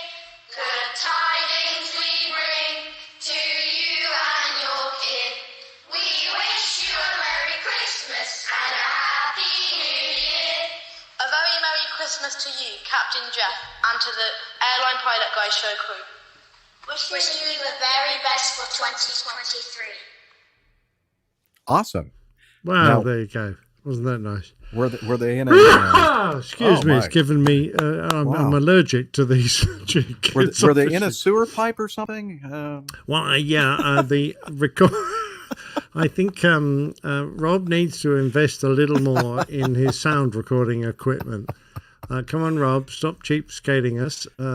Get some decent gear. Maybe we need to send him some I did my gear. best with it, but it was a little bit... No, I loved it. It was great. It was really, really great. At least we could hear what they were singing. It was great. Absolutely. It was very clear. You tweaked it just right. Now, next time you're going to have to get somebody to say, "We love you, Captain Nick." The best. You're the best. Nobody loves me. You're the only one that's bothered to visit us here, Captain Nick. Well, that's true. But on the other hand, I'm in awe of Rob, who does so much work, and then also, imbibes this group of youngsters with his wonderful enthusiasm for aviation. So, he's a great ambassador for us and for aviation in general. And I have no doubt that he's generating some youngsters there that will aspire to become airline captains one day. Yes, I'm sure. And Rob, we have to mention that he has been a long-time listener and a long-time financial supporter of our show. Oh, absolutely. Thank you so yeah. much, Rob. You're Lovely awesome. chap. Yeah. What were you saying, Liz? Do you? Oh, yes, Nick. Would you like to talk about this beautiful work of art from our last show, the 548? Yeah, it was an odd one, this one, because all we really got were a bunch of objects. There were suggestions from the listening audience at the time, and it just reflects a little items that happened in the show. So it was horseshoes, hand grenades, and holes, and that's what I had to work with. So we've got this is an official horseshoe. I don't know what you call it. Is it a rink or a pit or a pit? Liz is yeah. saying. Anyway, this is an official American horseshoe throwing lane, Including the concrete and the grass and the grass strip in the middle, or is that something you added? No, that's all part of it. Wow, I've never seen anything like that. Yeah, well, I googled them, and because some places they've got sort of international standard ones, and there's a whole row of these. So they for big competitions. Anyway, we also had to include a bit of bulls or petanque, is it sometimes called, in there. So we've got the horseshoes around the nail, the pin, whatever it is in the middle. We've got the French or similar throwing bowling game, petanque. Mm-hmm. We've got some hand grenades in there, and that's the center. But of course, around is the periphery. We've got an A12 being raced by Father Christmas in his sleigh. We've got an Earth rise with the moon there, and there's a Santa standing on the moon looking at the first lady to ever loop-de-loop. And the one thing I did notice about this particular lady, she was only ever a passenger. She didn't fly herself, but she passengered in an airplane that flew the first loop. Oh. She didn't quite understand how to wear her goggles. If you ever blow the picture up, she's got her goggles on all squint, which I thought was hilarious. And of course, we've got this depiction of the original Father Christmas that comes from Finland. And he was half goat, half man, and he was used as a sort of a threat, a bit like the bogeyman, I think, for children, so to ensure that they remained good over the Christmas period. And the threat, apparently, according to this old picture, which was made and depicts this half goat, half man. He's boiling some child, and in the sack beside the pot is another child, just with his hands coming out the top of a sack, which is just a slightly distressing image for children at Christmas. Be, yeah. But it's historic. That's all. That's my that's all I have to say about that. Well, and it's a known fact that kids are much tastier when you boil them. Yes, very tender. Yes. Absolutely. Yep. Got to do it slowly. I noticed he's wearing big oven mitts to stop himself being, when he's dealing with his cooking pot there. Yeah. Well, you got to be practical in these matters. Yeah, you do. Yeah, you do. And I'm still waiting for the hate mail from Finland, but it hasn't arrived yet. Yeah, we don't have anybody in Finland that listens, so we're safe. It is interesting, though, that there are an awful lot of Christmas flights to Lapland, part of Finland, where they go and meet the Father Christmas. It's a more conventional Father Christmas, because it's quite an expensive journey to go up there and fly and go to the Father Christmas land that they have up there. A more conventional one. I think if people saw the original Finnish Father Christmas, they might change their minds. Oh my goodness, we have somebody from Finland in our live audience, Nick. Oh no, really? Blue Who? Van. Oh Well, my either God, he Finland. lives in a blue van or his name is Blue Van. Blue Van. Oh, right, okay. Well, Or both. explain to us where this child boiling Father Christmas came from. Yes, does that happen quite a bit there in Finland this time of year, sir? Yeah, it may have scarred him as a child, Liz. You're right. But I'm glad that you're here to kind of face it. Yes, Nikki is his actual name. That's right. We've received feedback from a couple of people in Finland, I believe. Maybe this is one of them. I think maybe it was you, Nikki. Did you send us some audio feedback or some kind of feedback in the past? Something to do with beer drinking, I think. Yeah. Anyway, well, glad. Well, that I you're have here. covered a couple of accidents in plane tales that occurred. I think it was Finland, or certainly in Scandinavia, but I had a feeling it was Finland. And I did get some feedback from some people up there. But Very positive feedback, I'm sure. anyway, I think the nice thing about the Finnish war that I had been talking about was, of course, Finland. Oh, I'd entirely forgotten about that story. Jullapukki, that's right. Jullapukki is the name of this half goat, half man. But And now he's he's just a regular Santa Claus. Aw. Okay. Well, there you go. That's what happens in the modern generation, isn't it? They can't handle the old Jullapukkis. Oh, dear. man. Okay. Anyway, well, thanks for that. yeah. Blue Van. Yeah. Brilliant. Well, good to see you. Okay. Well, that I believe is it for the cover art. And now would be a good time for us to talk about the Coffee Fund. And we're going to sing with Jeff Smith, Jingle Master. Johnny, how much more coffee? No thanks.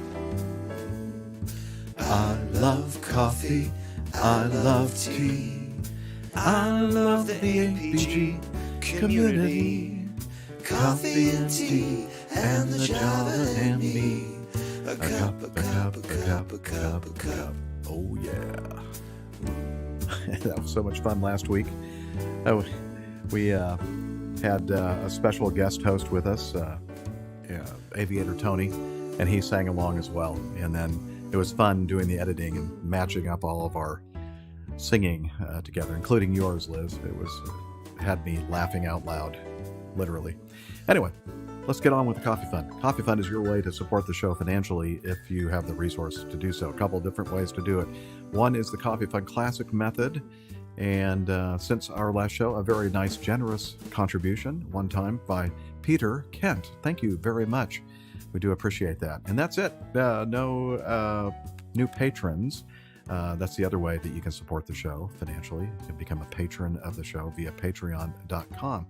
Information about how you can join this wonderful group of people is on our website, airlinepilotguy.com/coffee. Check it out and join these fine folks and the Coffee Fund cadre, the Coffee Bar Club. You'll be glad you did. We will too.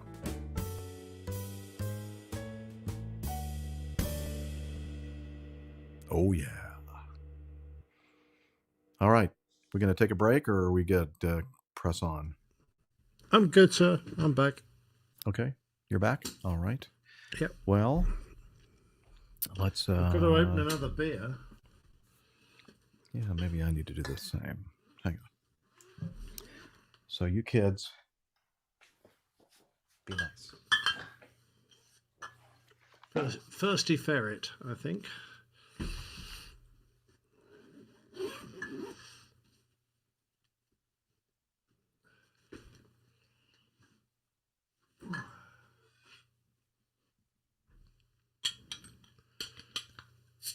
Oh, yes. Jeff's place already looks kind of cold there. All that blue light. It looks a little chilly, doesn't it? It does indeed. In fact, it looks like he's living in an ice cave. Exactly. He's in one of those ice castles where they... Yeah, I know. You expect the little cartoon character from Frozen to start flitting across. I think he Perhaps needs. he'll If break he's gonna, into song soon. just psychologically, he needs a warmer lamp there to warm him up if this cold weather's coming. I'm worried about Absolutely, poor chap. Yeah, I I know. feel sorry for him. Exactly. He's not very he's not very resistant to cold weather, I don't think. No, he's a southern boy now. Yeah, southern softy. Yeah. Yeah, exactly. But your blood gets thinner when you're I've when heard you live this. down south. I've Yeah. heard this. Yeah. Anyway, we So can are now you- see his you're- plug hole. Oh. Yes, we can. Yeah. Oh dear. You can hear us. Oh, well, I never. Yeah. We're talking about your plug hole there. Yeah. Hey, don't talk about my plug hole. We're just worried that your place looks cold, even though it's not cold. It's that blue light. It's in a cold. Okay, I'm going to bye again. Bye. Bye-bye.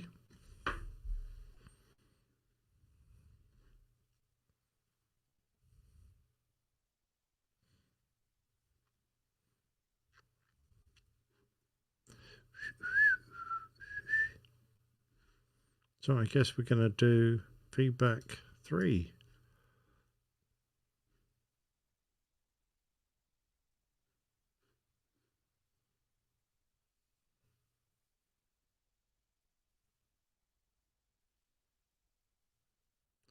From Kevin St. John. Looks like he's been a very long time listener. Yes, he has, since the Catholic pilot days. Yep. So I warmed it up a little bit, made it turn green. Oh, yeah. Okay. That's cool. Now you look like you're living in a swamp. Just can't please you, can I? Okay. Oh, all right. I'm now drinking. Before I was drinking the Highlight, as everybody knows, is my favorite IPA. Okay, that's what I just opened up. But I noticed this new. It's a hazy India Pale Ale from the same company, Cigar City Brewing, and it's called Fancy Papers. I guess like fancy papers that you wrap a cigar with or whatever. It's a hazy IPA. They're not bad, but I still prefer the good old Highlight. Oh, look, let's see. If I do this, it kind of matches the green background. Look at that. It's almost like I planned that. I should be wearing an orange shirt. Yeah, I think so. Indeed, it certainly complements it, even if it doesn't quite match it. Not quite. Is the beer green as well? Only for St. Patrick's Day. All right. Okay. Or only when it comes out afterwards. Or if I open it up and leave it out for like a few weeks, yeah, it gets kind of greenish and with chunks of stuff living in it. Lovely. Which is very apt considering our next piece of feedback. Is it? Yes. All right. Let's oh yeah, you're right. Okay. Let's play our feedback bumper.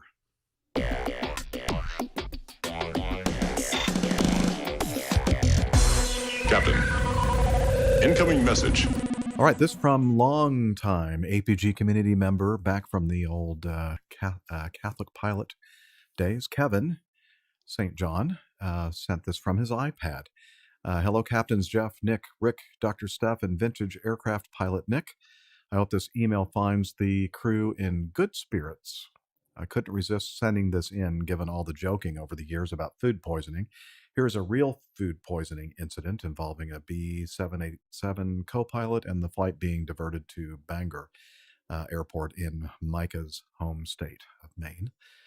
Wishing you all the best with winds appropriate for the different flight phases.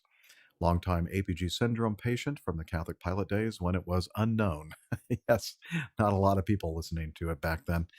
And he says, respectfully, Kevin St. John. And this is an excerpt from some of the communications, liveatc.net. Here we go. Let's listen. Boston Center, good afternoon. Tomjet 564, heavy on a pan call diverting to Bangor. What's that?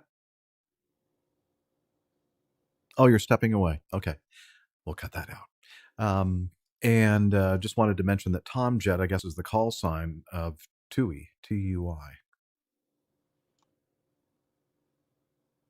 To maintain 1000 on 29901. Tomjet 564. I think at this point on this frequency, we're only getting the communication from the flight side of things, but later on we'll hear the air traffic controller communications as well. And Tomjet 564, can we have the latest weather, please, for Bangor? Okay, it's the first officer that unfortunately looks like he has got food poisoning. So the captain, assisted by one of the cabin crew, is in the flight deck at the moment. He had the fish. Or just fit in with whatever's going. 33 left, good for us. Tomjet 564. We're just like vectors to lose height, and we're not going to rush this myself now. Afternoon, Tomjet 564 heavy on a bank call and on a divert. Tomjet 564 heavy Bangor approach. Bangor altimeter is 2989. Verify you're leaving flight level 2064 11,000. Copy 2989, AFM leaving flight 05, descending 11,000. Tomjet 564 heavy, roger, flight heading 130. Vector for the visual approach to runway 33. Information Victor is current. I can read you Victor whenever you're ready. Okay, heading at 130, would actually prefer just a position for the islands. Tomjet 564, don't want to rush this at the moment. Tomjet 564, roger, expects the ILS, continue on the 130 heading, descend and maintain 5,000. 2989 and Tomjet 564. Do you have the ATIS at Bangor? It's currently Victor. Information Victor is current. If you don't have it, I can read it to you if it's easier. Somebody just read it out to me on the previous, and we all back here, and now repeated Victor. 2989. Tomjet 564, thank you for that. One question regarding the nature of the emergency. Where would you like the medical crew to meet you guys? Which door of the aircraft? If they just come to the standard exit, it's just the first officer had food poisoning, so he's been ill a couple of times. Tomjet 564 and was told it was something like. Tomjet 564 heavy, thank you for that. We'll make sure that they meet you at the first door. Yeah, either the first or second door on the left-hand side of the great. Roger. Tomjet 564 is established by platform. Thank you. All right. 564 heavy, contact tower 120.7. 120.7, thanks, yeah. Tomjet 564. It's not over yet. 3, clear to land. Well, land 33, Tomjet 564. Tomjet 564, heavy, quick question, we have a minute. What do you want? Go ahead. Tomjet 564, heavy. City wants to know, are you able to continue without the first officer, or is there another first officer on board? Unfortunately, we only have one, Tomjet 564. Roger, I'll let them know. Thank you. Or fortunately. Yeah. Rescue 3 will be here in about 1 minute. Next aircraft to land is the heavy Boeing 787. Rescue 3, copy. Thank you. Tomjet 564 heavy. They're going to, I think they're going to put you at the gate because you're planning to not leave, correct? AFM, we're not going anywhere. Roger. So they'll pick you up at Lima and follow me at Lima. Follow me at Lima, thanks, Tomjet 564. Follow me. Cool. You know, I really love, I think that controller that asked about the ATIS information, Victor, I think he must listen to our show because you know that's one of my pet peeves. It's like, oh, would you please pick up you're in the middle of a medical divert or whatever, and they're asking you to get, like, I'll read it to you if you don't have the information or whatever. I'm thinking, yes. That's a great service if you could, if the controller's able, and I think 90% of them would. There are just a few who are just jobs worth and wouldn't. But I think the call sign actually is because this was previously Thompson. Oh. So that's where you got Tomjet from. That makes sense. The travel company is now owned by TUI. Ah. And another comment, because the first officers regularly get drilled in actions following their captain dying. I regularly got asked, the simulator instructor at the back can speak to both pilots, or he can separate you and he can just talk quietly to one of you. So you're the only person, his voice comes only through your headset. And a number of times I was said, okay, Nick, on halfway through the takeoff at 90 knots, I want you to die quietly. You'd be flying the takeoff and you just slump back in your seat a little bit, let your head drop. And then, of course, he'd call rotate and nothing would happen because you're dead. Can you play dead for the rest of the sim period? Well, I used to think, oh, that's great. Now I can relax for a while. But they very rarely, ask the captains to show their ability at bringing the aircraft in single pilot, which I guess is fair enough because they should know what the hell to do. As the first officer's the one to be tested. But interestingly, he has got one of his cabin crew into the flight deck, and our cabin crew were trained to perform various duties in the event of the first officer or vice versa becoming unwell and vacating, and they had to land single pilot, and they were drilled in basically reading the checklists, which could be very useful, although sometimes if they weren't very practiced, you'd spend more time showing them which checklist you want read and how to pronounce all the abbreviations you get. You spend more time doing that than you would actually getting help. But there you go. I don't think we do that at Acme. I'm pretty sure that I've never heard of that. Yeah, well, it was a Virgin thing. I'm sure they still practice and do it, and I think it's nice for the cabin crew to feel like they're performing an important duty if one of the pilots is sick. And I would love to volunteer to drill the flight attendants on these whatever they do during these situations. That. Oh, I can't say 2022. That. Oh, sorry. Well, you know what I mean, like ask questions and help them. Absolutely, yes. Yeah. What'd you think on that? I'm not going to say. Maine Marin, or Maine Marin, I should say. It says it's pronounced Bangor. Yeah, I started to say it like that, and then I said Bangor, I think because of the Tomjet captain said Bangor. But he must be thinking about breakfast, apparently. Right, bangers and mash or whatever. What? Yeah. Oh, in Wales. Okay. Well, I'm there's thinking a when you banger said in Wales, yes. But I think that the captain said Bangor, and I think it's because he was thinking about breakfast, bangers and mash, right? Probably. Was that a breakfast thing, or he was very keen to spend the night there. He was going, no, we're not going anywhere. Yeah, we're not going anywhere. We get to spend an extra night away from home. I've got to find the best hotel I can in Bangor, which is probably like 1.5 stars. So I think that banger and driller is very similar connotation.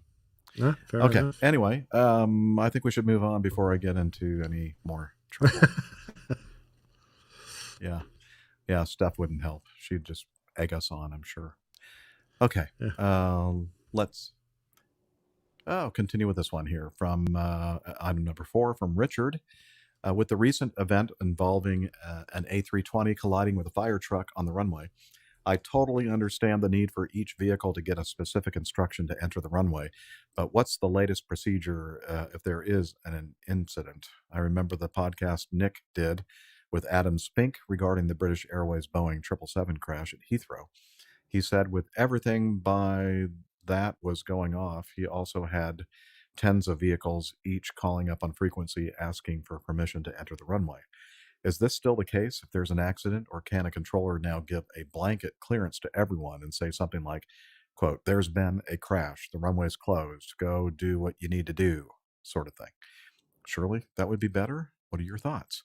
And then we decided to ask Adam Spink, what he thought about this, because he's an expert, and he sent us in some audio feedback. Hi guys, it's Adam from the UK. I'll try and keep this quick so Nick might hopefully stay awake while he listens. Just a little bit of response to Richard, I believe, who sent some feedback in about the practices and procedures used for getting emergency vehicles onto the runway. Obviously, we've all probably seen the video of the A320 colliding with the fire vehicles that occurred a few weeks ago now. And I think he asked if there was, referred to the Speedbird 38 crash at Heathrow and obviously others around the world that have happened where fire vehicles will call up on the frequency to obtain ATC's permission to enter the runway. And I think he asked whether there was a case if that's still the same, or if things have changed, and whether the controller could give a blanket clearance onto the runway. The short answer is no. Nothing's really changed as far as the UK is concerned. Anyway, obviously I can only speak for the UK. In terms of whether it should change or not, there are a few things to think about there. Obviously, if there was a blanket clearance that ATC could give to allow vehicles onto the runway, then you need some foolproof method of ensuring all the drivers of all the vehicles who will want to enter the runway know that the blanket clearance has been given. So the first question is, are all the fire vehicles listening to ATC at the time that the blanket clearance is given? Obviously, fire vehicles will have their, what we would call their domestic frequency, their company frequency, usually the UHF radio frequency that they'll use to talk to each other, and the fire station or fire stations, if it's a large airport, to coordinate their response internally. They might, the commander of the fire service, we would call Fire 1 or Fire 2, might be operating on the leader net, so talking to the marshalling vehicles as well. So there's lots of radio frequencies being active at the time of an incident. So we'd want to ensure that if there was a blanket clearance, that all the vehicles understood it correctly and acted appropriately. Obviously, if they didn't, they probably call up anyway, which sort of defeats the object of developing procedures to create a blanket clearance. And then, of course, the downsides, the what ifs. What about if that blanket clearance has not been given for some reason, but the vehicles assume that it has been, or think that it has been, or heard a specific instruction to one vehicle to enter the runway, and then assumed all the vehicles could enter the runway, and we might end up with a situation not unlike, not too dissimilar to what we saw a few weeks ago, where a vehicle enters a runway, especially at a multiple runway airport. That's a key issue as well. A vehicle might enter a runway that is actually still being used for live traffic. So, yes, it would. Certainly in some cases it would reduce the workload for the individual control at the time, but it's the actual mechanics that we need to think about how to get that information to all the vehicle drivers. If there was some, in the future, all the fire service vehicles, you could, posit that they might have data link clearances available and some sort of moving map display in the cab in the fire vehicle, so that ATC could hit a button and a flashing message would pop up saying you can enter this runway, but do not enter that runway. Make it very clear. But so there's all sorts of things that we need to think about there. Hope that's given some thoughts. And oh, hang on. Yeah, I can hear snoring. Nick's fallen asleep. Somebody give him a poke. See ya. Bye. Wake up, Nick. Wake up. Oh my, he's out. Okay, you want to go ahead and see if they have anybody there at the residence that is trained and drilled in those procedures to remove the captain from his podcast chair? Are you on it, Liz? Are you calling 911? or whatever they call it. Oh, wait. Oh, hey, Nick. Sorry, I was having You've been a out for quick like 30 40 minutes. winks there. Right, who can blame me? That went on a bit. Very nice, Adam. Very nice. Thank you. Yeah. Thank you for taking the time to send us some feedback. Filling up 15 minutes or so I could have a couple of beers. Very good of you, old chap. Okay. Yeah, hang on. A little bit of a break here. So Liz is trying to communicate with me. Go ahead, Liz.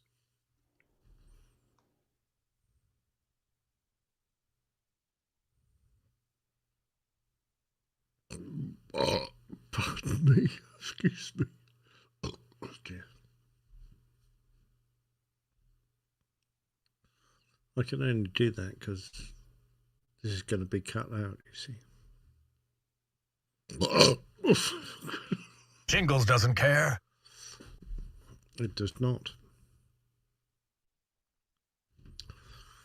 All right, I'm back. Thank you for that brief communication with the control room. I was keeping the audience amused, don't worry. Were you? I'm sure. Probably not. Okay. So thanks again, Adam, for sending in the audio feedback. We always appreciate that. And hopefully that answered your question, Richard. All right. Thanks for the picture of clouds. I've forgotten what they look like, yeah. Richard. Yeah. Well, they probably look very similar to what you remember. Just like that picture. White fluffy things. Yeah, very nice. Okay, thanks, Liz. Okay, let's continue on with item number 5 from Robert in Tucker, Georgia. And this is very cute. In fact, I need to set up the video. So let me add that to the stream. Oops, why is it automatically playing? It's not supposed to do that. Huh, it's interesting. Okay, it's exhibiting a behavior that supposedly was turned off. Okay, let me start again from this. Let's continue with this feedback from Robert in Tucker, Georgia. He says, I thought you all might enjoy this new sassy little flight attendant, or FA. And this is from a Facebook page, and this is Robert's little cousin, her first flight. And here we go, little video. It's very cute. 1, 2, 3. My first flight. All right. So it's a picture of a flight attendant at the L1 door, the left one, the common entrance door for a lot of airplanes, and she's holding the PA handset and showing her, that she's pushing this button, and then she's going to say something into the handset. And let's hear it one more time. 1, 2, 3. My first flight. My first flight. Isn't that cute?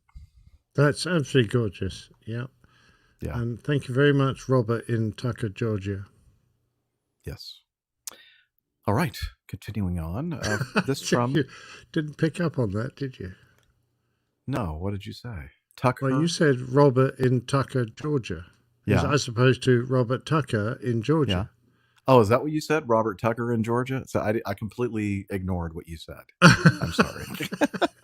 You said at the intro, Robert in Tucker, Georgia. Yes. I assumed his name was Robert Tucker. No, it's not.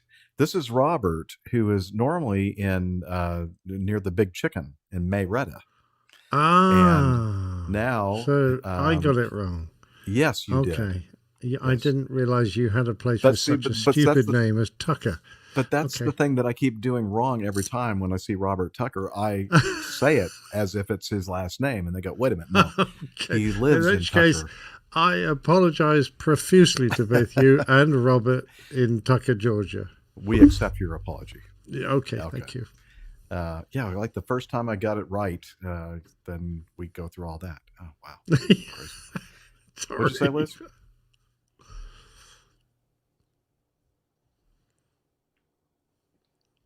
Okay. This is from Simon, and he says, Dear Captain Jeff and the APG crew, my name is Simon. which is the Polish spelling for Simon. So he spells it S-Z-Y or S-Z-Y-M-O-N. I discovered your podcast after hearing a segment by Captain Nick on the A320 podcast and have been hooked ever since. When were you on the A320 podcast? Yeah, must Sorry, I lost my mouse there. They pay better than APG, so I'm on there quite a lot. Everybody does. Yeah. Anyway, I play APG on my commute to work most days and really enjoy listening to your take on all things aviation. Not only is the podcast entertaining, but full of interesting knowledge, opinions, and insights. They must have legal marijuana use there in wherever he's from. Absolutely. Okay. Oh, Chicago. Okay. So anyway, you could call me a bit of an av geek. My love for airplanes started early on when I would take trips on the Boeing 767 from Krakow, Poland, to Chicago to visit my dad, who was working here in the States. Years passed and my parents decided to move the family permanently to Chicago. We lived right under the approach from Midway Airport. From then on, my eyes always seemed to be glued to the sky. After high school, I studied automotive technology and started working at a shop fixing cars. I enjoyed the work, but realized after some time that I was ready for a different career. One fateful day, I accidentally misprogrammed the GPS on a family camping trip, and we ended up taking the long way around Lake Winnebago, and we came upon a small airfield in the small town of Oshkosh. It was Air Venture Week. Oh, just coincidentally, I guess. Brilliant. After we found High Cliff State Park, where our campground was, my dad and I quickly made our way back to the festival. I'd never seen so many airplanes in my life. On our way out, I spotted a mechanic doing a check on a F-16 fighter jet. As soon as I returned home, I applied at my local university to study aviation maintenance. After graduating in 2014, I started working for a contract maintenance company at O'Hare Airport. After a few years, I was able to land my dream job working for Acme Air Tech Ops. I can honestly say that I don't work. I just get to hang out with my good friends and play around with airplanes all day. I even have the privilege of maintaining the 717. We called the MD-88 the Mad Dog. The 717 is affectionately known as the Angry Puppy. Thank you for creating such a wonderful podcast. As a car mechanic, it was easy to drive a customer's car and understand what was wrong. With airplanes, it's a bit different, and I appreciate getting to know the flight crew side of things. Cheers, blue skies, and tailwinds all the way. Best regards, Simon with a Z or Z. Simon S. What a lovely feedback. I mean, that's very heartwarming, isn't it? Someone who has found his way into aviation as a career and thoroughly, you can tell by what he says, thoroughly enjoys it. Because most people they might get into the industry and after a while they become a bit jaundiced like an old captain and get a bit grumpy and they whinge about it. But like us. It's like us. But Simon really seems to be enjoying it. So well done. And I'm so glad you're having a great time in your career. Yes. And thanks for sending in that feedback. Really appreciate it. Brilliant. Really right. Nice. Maybe job. One of these days when I'm up in Chicago with a layover. It's been a while since I've had a Chicago layover, but we can get together and have a beer or two or some good Chicago dogs, hot dogs. Oh yeah, those were good. Wasn't that good? Yeah. All right. Hey, we have some more audio feedback. This time it's from JJ Pittsburgh, and here we go. Greetings, APG crew. It's JJ Pittsburgh. As usual, I'm in my car. This time I'm on my way to do a delivery. I'm in a rental car. Unfortunately, my car, which you've commented on the engine on my previous feedback. It's I don't know the details of the engine of my regular vehicle, but it's a 17 Nissan Altima. Unfortunately, they had transmission problems. My transmission went out, so I have a rental, but I'm going to get my regular car back on the road, but that's neither here nor there. in case you were wondering about that strong engine, yes, the engine's been awesome for the 4 years I've had that car. But anyway, I was writing because I was in my Uber earlier today, and I had a passenger. I learned something new, or at least a new opinion, that my passenger informed me that the Earth is flat. And I kind of always thought it was, round, because it's like a sphere, right? I mean, because that's what I always learned. But, in light of this new news that was presented to me, I was wondering, for all you pilots, have you ever flown over the edge of the Earth? Because since I do have the new news that it is flat, I was curious. Because who better to have a vantage point than you guys, because you're up above. So anyway, I was asking that, and it's a cold day here in Pittsburgh, about 40 degrees, but it's beautiful and sunny, and I can't ask for a better Sunday. Wanted to say hello, and of course, peace and love, peace and love. Peace and love to you as well, JJ. So the part about what we have experienced or witnessed, we really can't talk about it. I wish we could, but that's kind of in the category of the chemtrails. Yeah, that's exactly right. And I couldn't possibly mention that I caught sight once of the disc that our world is being supported on the back of 4 elephants that were huge elephants, Very that were large elephants, themselves standing on the back of a vast space turtle. So yeah, that was obviously a hallucination that I had brought about from reading too much Terry Pratchett. Okay. Well, I was going to say and emphasize again, Captain Nick, that we are not allowed to talk. No, absolutely not. Our lips are sealed. Stuff. Yeah. I think I mentioned this on the show, I don't know, last year, a couple of years ago, that I was on the MARTA train going to work, and this guy came on and he just started quizzing me about, the Earth and being a sphere or being flat. And I'm thinking, really? There really are people out there that honestly believe that the Earth is really flat. And that's just amazing to me. Anyway. Yeah, I've never seen the edge of it. Thanks, JJ, for sending that in. You wouldn't see much. There's a lot of spray from all the water that flows over the edge. That's a good point. All right. Sam Bolog sent in this. He said, I was listening to episode 412. 412? Oh my gosh. How long ago was that? That was like years ago. Anyway, regarding liquid spillage on the flight controls, attached is a simple cure. The FAA should approve this, provided you use one hand while drinking from it. Although it does have handles on both sides, so you can use both hands, but I can see it might be a safety thing if you took both hands away from the control yoke or the side stick controller to hold this sippy cup. It's obviously designed for Boeing pilots because you've obviously got 2 handles there for holding, just like the Boeing control column. That's true. I think you're right. An Airbus one would only have 1 hand. Oh, good point. Yeah. That's very, very perceptive.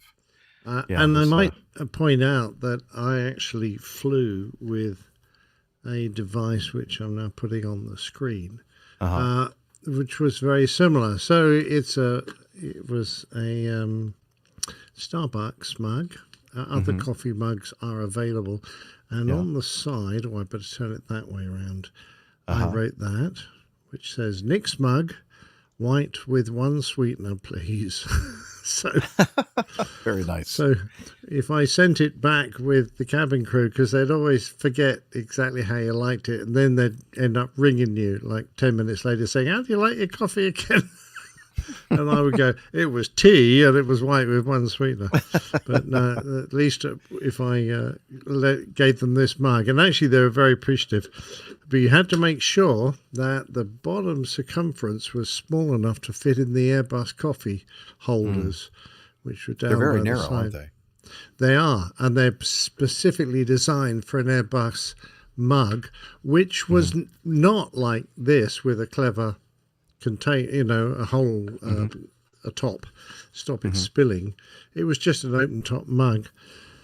And I remember sitting at JFK waiting for my aircraft to come in so I could get on it and take it back to London. And they were about 45 minutes late. And when I quizzed the crew on their way in, turns out that they'd had a really nasty electrics failure. And it had been caused, as was discovered by the engineers eventually, that over the years this aircraft had been flying, the spillages from the coffee cup went down onto the tray where the captain's flight bag was resting. And because occasionally liquid got on there, there used to be a couple of drain holes drilled, but they hadn't put anything to conduct the liquid that might spill there to a safe place, and it was dripping directly onto one of the emergency transformers that was in part of the electrical system. So, or just one of the transformers, because there were like three. And eventually this transformer blew out and took out half the aircraft electric system. Oops. So, we were all warned about. They didn't redesign the damn tray or anything clever like that. They just said, "Oh, you've got to be really careful with your coffee cups in future." So, yeah, I bought myself one of these. Oh, awesome! All right, well, thank you, Sam, for that, and we're going to move on with Tim. Tim Van Ram. You ever heard of that guy? Yeah, occasionally. He was with us on the live Fine audience chap. earlier. He might still be. We'll see. Season's greetings, APG crew. I was excited to hear Captain Jeff read Greg Peterson's feedback on Peanuts creator Charles Schultz on the occasion of his birthday, episode 547. I would like to add a few items that should be in addition to the few facts shared in that podcast. Oh, Charles I Schultz love this. lived in Santa Rosa, California, in the county of Sonoma. Both the city and county had the wisdom to name the regional airport after this gifted cartoonist. The airport is about 60 miles north of San Francisco in wonderful wine country. Yes, I love Sonoma County. The airport, of course, has lots of Peanuts art on display. Also, and I did say Peanuts. Also at the airport is a fabulous display of aircraft at the Pacific Coast Air Museum, and is staffed by outstanding and friendly volunteers. Finally, who can forget the very hip recording of Snoopy and the Red Baron by the Royal Guardsmen, circa 1966. The snappy tune reached number 2 on Billboard's Hot 100. Now, there's a link in the show notes that he's included in his feedback, and you can listen to Snoopy and the Red Baron by the Royal Guardsmen on your own time. I'm not going to play it because I know for sure 10, 20, 30, 40, 50 or more. The bloody Red Baron was running up the score. 70 men died trying to end that spree of the bloody Red Baron of Germany. So you don't even have to go now to that link. You just heard it from Nick, which was a much better rendition, honestly. I don't think so, but I do remember that song. I used to love it. That's awesome. Anyway, best I doubt wishes I've to got all. it right, but Well, it sounded good to me. It sounded good to me. Best wishes to all in the APG community for a happy Christmas holiday. Tim Van Ram. And again, links to the Sonoma County Airport, the Pacific Coast Air Museum, and the YouTube video of the Royal Guardsmen singing Snoopy and the Red Baron. You want to sing us out? No, I don't know anymore. Okay. What'd you say, Liz?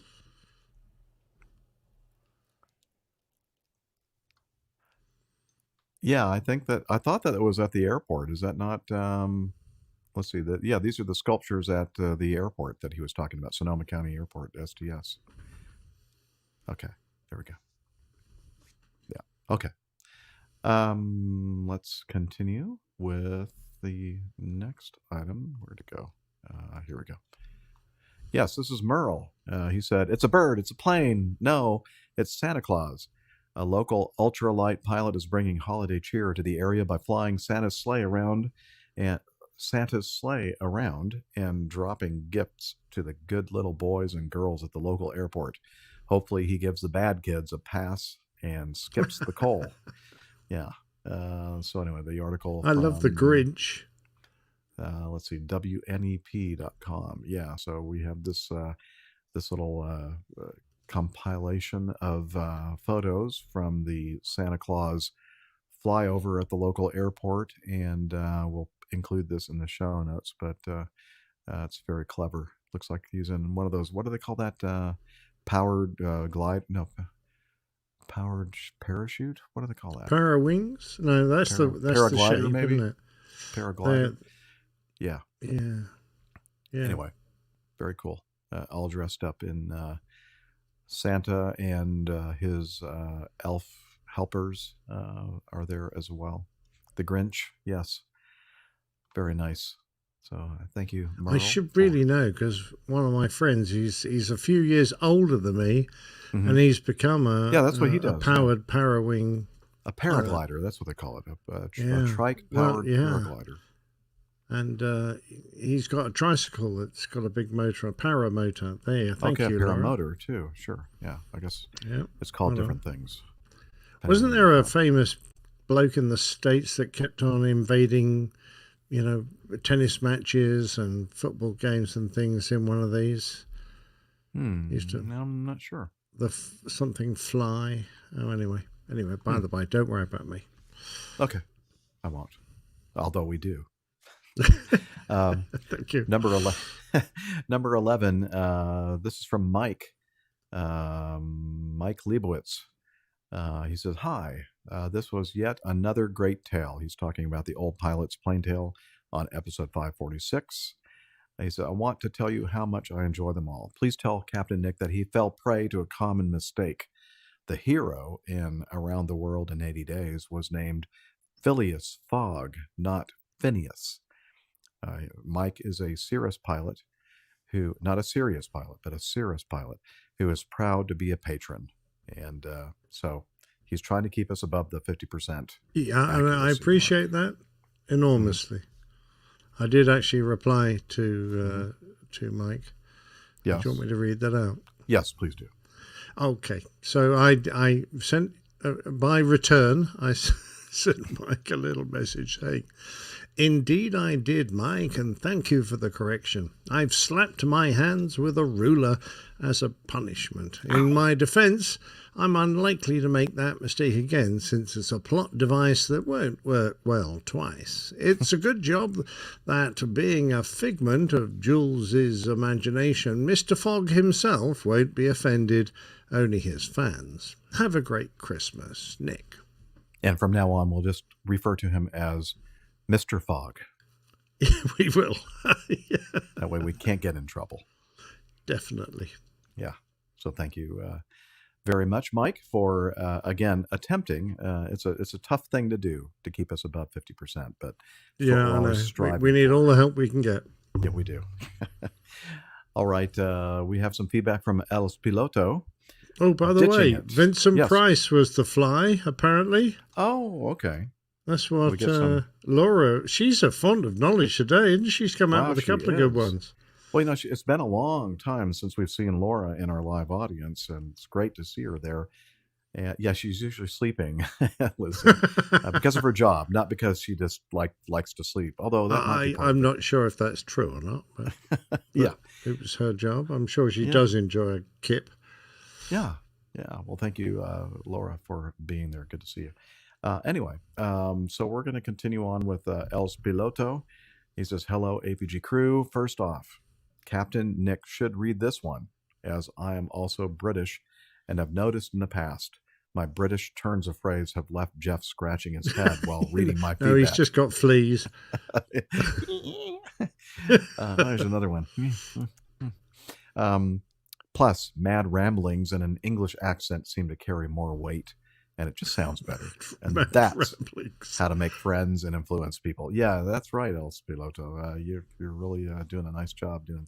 Anyway, so Nick, you better take a big swig of beer. This feedback is a long one, and that's what she said, and most likely full of grammatical and spelling errors. Well, they probably won't be errors because it'll be proper English. So, he writes, I have never been one to shy away from stepping outside of the box when warranted, nor do I accept the phrase, that is just the way it is. Of course, this is to the exasperation of many TRIs and TREs, that's type rating instructors and type rating examiners, who had the misfortune of checking me in the sim. And come to think about it, just about everyone else who knows me. Lately, I've noticed a lot of conversations and stories involving ditching are doing the rounds. Well, I've been busy flying a lot, 100 hours plus every month. Wow, hard worker. I digress. I started pulling apart ditching procedures and compared the theorized outcomes versus the actual ditchings that have occurred. Manufacturers, of course, only theorize about ditchings because they aren't going to try it with a shiny jet or even find anyone who wants to take the plunge. Sorry, I couldn't help myself. Thus, this leaves room for questions and doubt and for me to pick at it. I'm sure you are now starting to see why I am so well loved by trainers. Bear with me as we meander through my thought processes, which are often tangential to everyone else's. I will try to condense my feedback as much as possible, as I'm honestly not trying to drive all APG listeners away. Afterwards, I would love to hear the APG crew's take on it.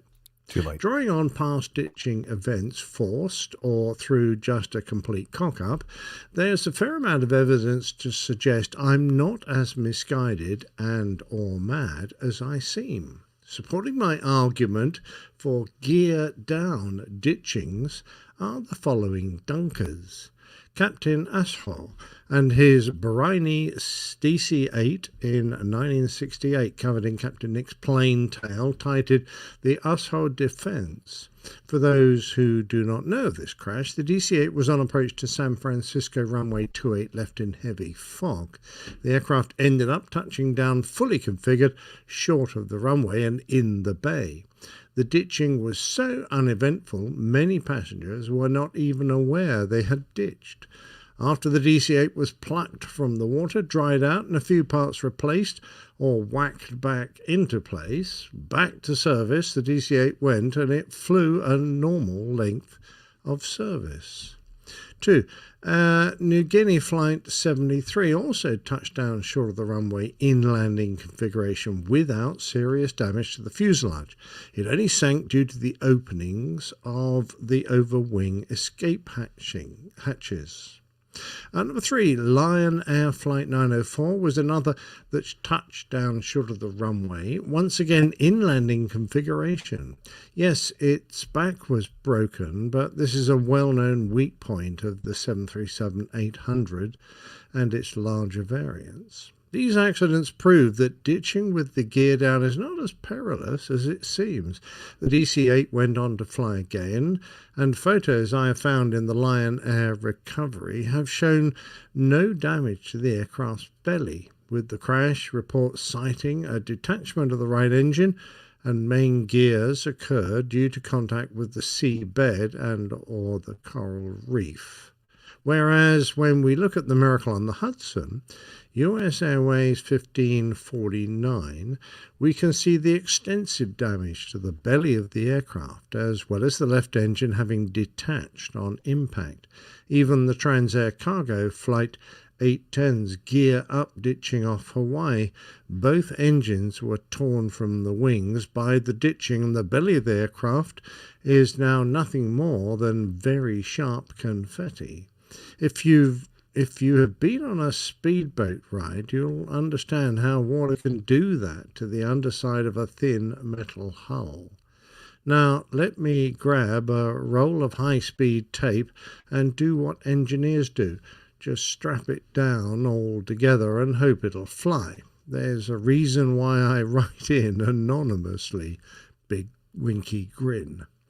Theorizing how gear up and gear down ditchings first contact with the water, one thing is obvious. The big scoops on the wings, I think he's talking about the engines there, are going to ensure an abrupt stop before the aircraft has a chance to slow on the first touch. This results in a massive deceleration and thus very high G-forces, with all that energy violently dissipating into the airframe extremely quickly. Whereas with the gear down, there's a chance for aquaplaning or skimming and some absorption of vertical loads by the gear on initial contact. Those who've cliff jumped or belly flopped onto a pool will understand how reluctant water is to part when entered fast and or flat. Once the wheels sink in, their shape will aid in a relatively smooth deceleration compared to the scoops. If that deceleration time can be increased from half a second to 1 second, this halves the G-forces experienced at impact. Every millisecond extra of deceleration time counts. I can only theorize the time of deceleration as the NTSB seemed to lose interest in Flight 1549's flight data just before touchdown, and none of the other accident reports attempt to calculate G-forces or provide the complete flight data recorder data set. In conclusion, I'm not as concerned as I was before about gravity extending the gear too early on a dead stick landing, which can take up to 2 minutes on the A380, with a runway next to a body of water. If I unfortunately had to ditch, 20 wheels should do a good job, but I'm not keen to find out if I'm right. Now, Nick, if you could kindly wake everyone up. Wake up, everybody! Oh! Wow. Thank you to the APG crew I hear your dogs. for keeping me, dogs are going, keeping me entertained and happy days aloft. All the best, Els Piloto. There you go. And he's provided a lot of pictures, which I'm sure you've seen while I was trying to read them. I have to say, if you're watching the video, neither Liz nor I were advancing and going backwards on the images that he sent us that are in our slides. They're just like we're doing their own thing. It was like we were completely out of control. And she says, "What are you doing that?" I said, "I'm not touching it." All right. Oh, dear. Yeah, I'm glad you were concentrating on what you were reading and not seeing what was happening. Well, on the I could catch this thing out the corner of my eye, doing my best to ignore it. It's like they're all over the place. Now Liz is actually controlling it. She's doing it, not me. But she kept yelling at me, and I'm going, "I'm not doing it. I don't know what's going on." Yeah, crazy. Yes, thanks, Opolato, for that. So, what do you think of his theory? You think it'd be just best to leave the gear down and just ditch like that? And, well, I don't see any particular reason why not. The only thing I can think the airlines and the manufacturers think is that with effectively an smooth aerodynamic bottom of the aircraft, that might react better on the water than if you open up some holes, take away a layer of protection which the undercarriage doors provide, which means that if water bursts into those undercarriage bays, they're going to bust up into the cabin quite quickly, certainly on aircraft like 747 where some of the gear are literally underneath the cabin floor. So I'm thinking there. The other slight question I would ask is, with the gear down, is there really that much difference in height between the engine intakes and the gear when you're hitting the water? Because if you look, I mean, I could walk around an A340 or an A330, and the engines are only chest height. So there's literally what 4 feet of height difference in between the gear and the bottom of the engine intakes. Are the gear really going to absorb that much going to take that much deceleration before the engines dip in? And those engines aren't that strong. And I think if there's going to be a vast deceleration, the engines are going to just be removed from the pylons anyway. So, they'll be ripped off perhaps. And, the aircraft won't be slowed down so much. I like the idea, though. I like the thinking out of the box, because it's a pretty rare thing nowadays to find people who are willing to try and imagine a better way of doing things. Most of us just follow the party line rather than try and question. And if you ask the average TRE or TRI what he thinks, he's going to have no better idea than you, El Poloto. So I think it's a very interesting suggestion. And the only concern is if you're the captain that does this deliberately, goes against the manufacturer's recommendation for ditching configuration, and it all goes wrong. It may not be because you've put the gear down. That might have actually made things better. But if the airplane does break up because you're in a bad swell, or it's the weather conditions aren't good, and you just make a bit of a fluff of the landing or whatever, you'll be hung, drawn, and quartered. That's the only concern I would really have. That's true. Good point. Well, thank you, El Piloto, for that. And we'll be thinking about that. Maybe that will spur some discussion and further feedback about the matter. I'd love to hear a manufacturer or an aircraft designer give his opinion. Right. That would be super. That would be. All right. This is from Tony. He says, "Hi, APG crew. I finally got around to sending in some feedback. I caught the syndrome back in the low 300s, back when Captain Nick was still a captain. He still is a captain, but, once a captain, always a captain, right? I was listening to that other podcast where they don't use names, only initials. A bit odd. In fact, I was wearing a jacket earlier that had their logo on it. I won that in their, was it their 200th, I think, celebration, episode celebration at the Taco Truck Airport near Raleigh. Anyway, let's see, I kept hearing about this Captain Jeff and his APG podcast, so I had to check it out. Man, your show should come with an addiction warning. I got hooked straight away. I think that the Old Pilot's Plain Tales probably had the greatest effect on me. I mean, who can resist a good story? Then you got me hooked on Plane Talking UK's podcast as well. Then it was the Airplane Geeks, AvTalk, and the Green Dot. Yeah, I've got it bad. Sorry. I look forward to each new APG episode like an addict craving their next fix. I might need some of that special antibiotic Dr. Steph talks about. I'm not a pilot, but I got my first book about planes when I was 4 or 5 years old and have been looking up every time a plane of any kind is overhead. One of my prized possessions is an official Boeing 747 general description book from the late 60s that my uncle gave me when I was a kid. It's full of concept drawings, payload range charts, system diagrams. It's quite detailed and highlights what a game changer the 747 was going to be. Some of the figures and the cost analysis are unbelievable now. It cites fuel cost at 11 cents per gallon. Wow. Those were the good old days. It's a little sad that the last 747 has just rolled off the production line, the end of an era.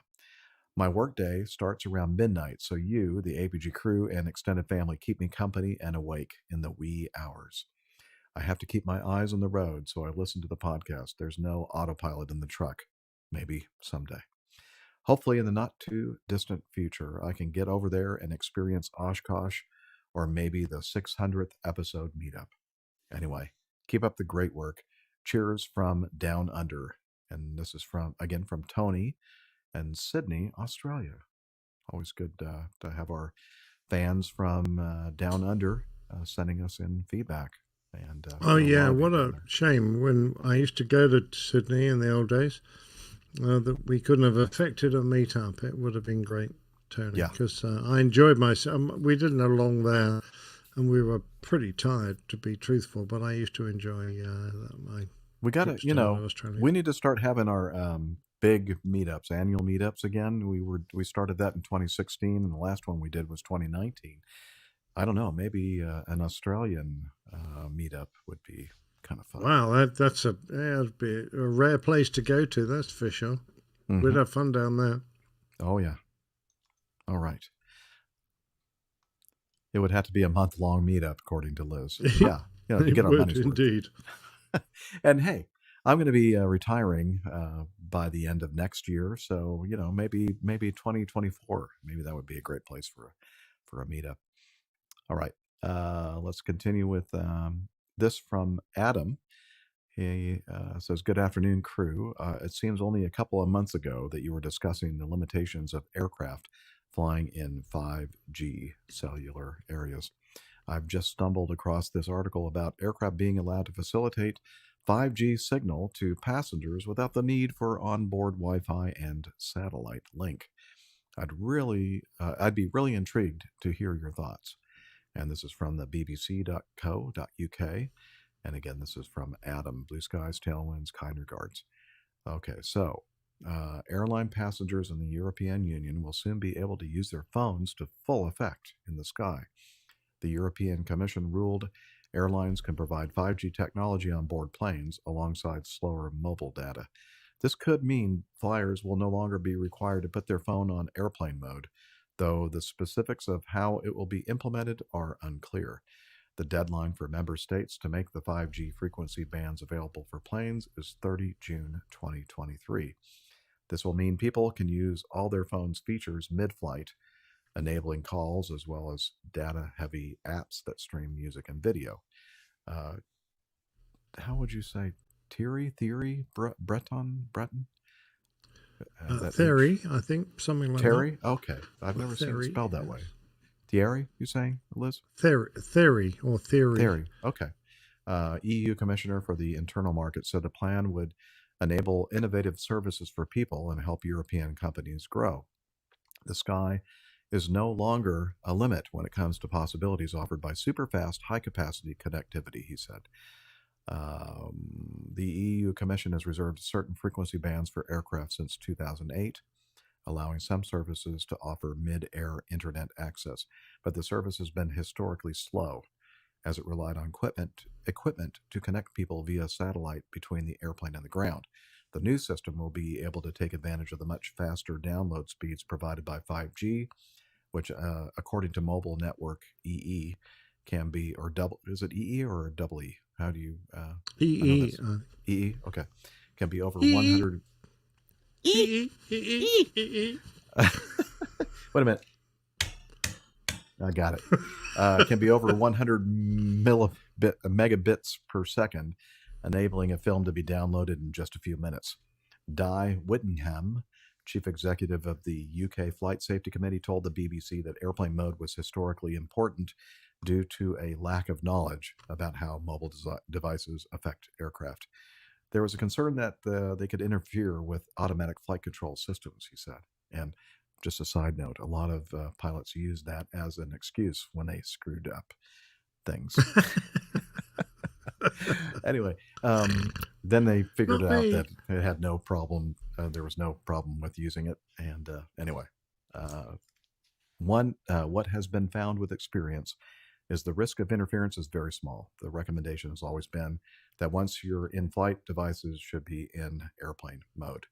There's been a concern in the U.S. that 5G frequencies could interfere with flights and eventually, or even potentially lead to erroneous altitude measurements. He said, this is not an issue in the UK and the EU. And you know what? I don't think it's an issue here either. There is much less prospect of interference, he said. We have a different set of frequencies. There are lower power settings than those who have been that have been allowed in the US.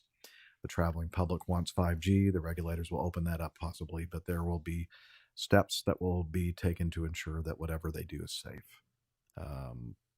Okay, so I think the biggest concern I'm guessing that most people probably will have is not taking your phone off airplane mode and using 5G. And I'm not sure exactly how that technology works for you to actually get a 5G signal. But okay, regardless, I think what they're saying is that people can then make calls while they're in flight. And I think that's the biggest objection that most people have. Not like the potential of interfering with things in the cockpit and the air, the safety of the air, but just sitting next to somebody and listening to their conversation. And I don't want to listen to other people's conversations while they're in an airplane. Well, to be fair, though, most aircraft, certainly long haul, have got a handset which allows people to make telephone calls and has done for years. Because certainly on all our aircraft, you could use a handset which was a controller.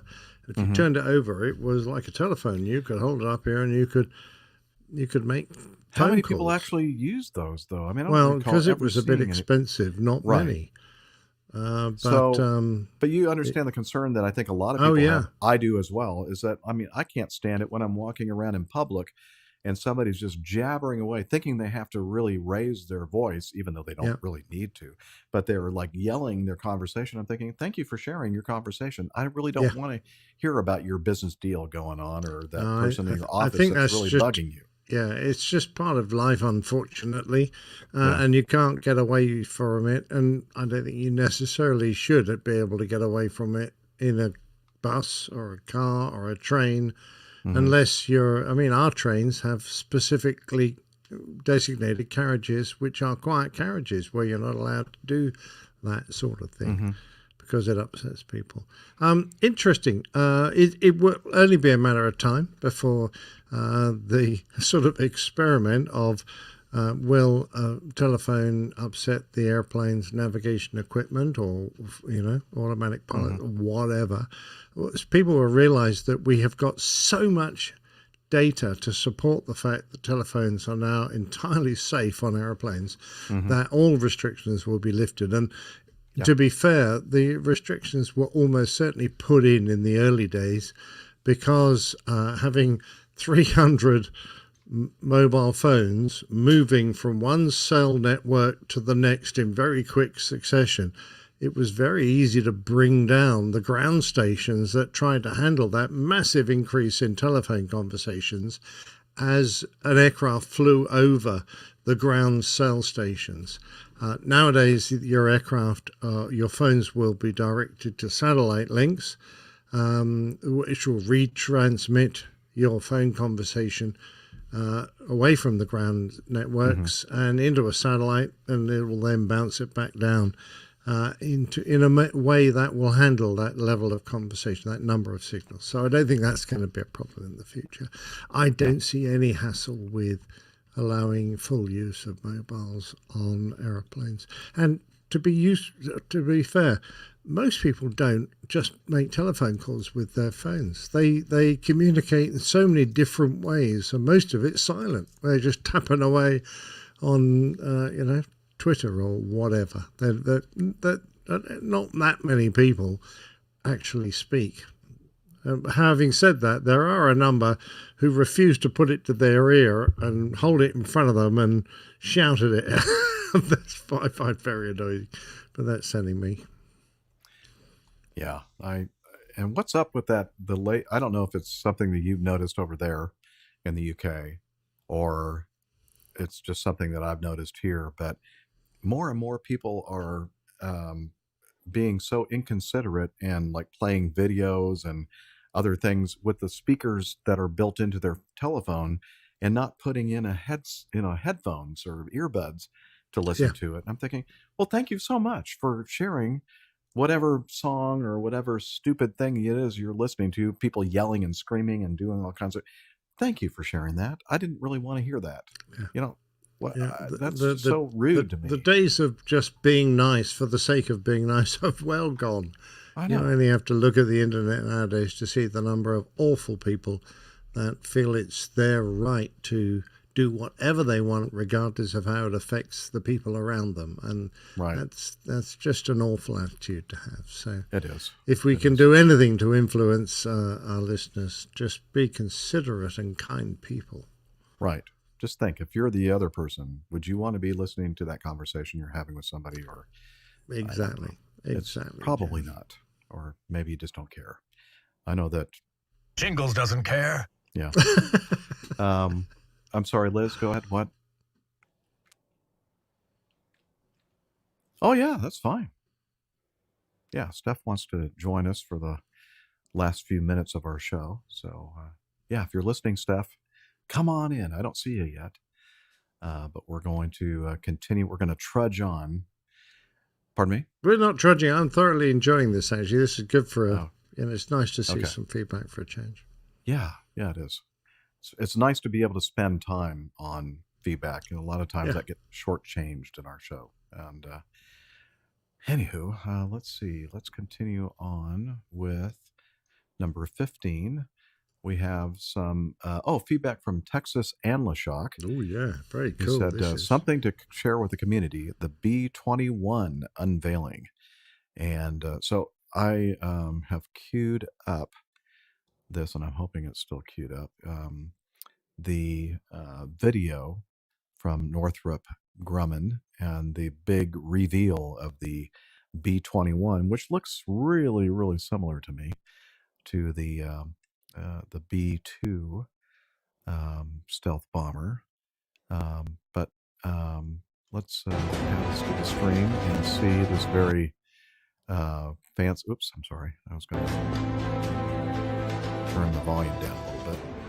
Got this beautiful symphonic music going on, and we're looking into the inside of this hangar with all kinds of fancy lighting, very similar to the lighting I had behind me earlier in the show. Yeah, very true.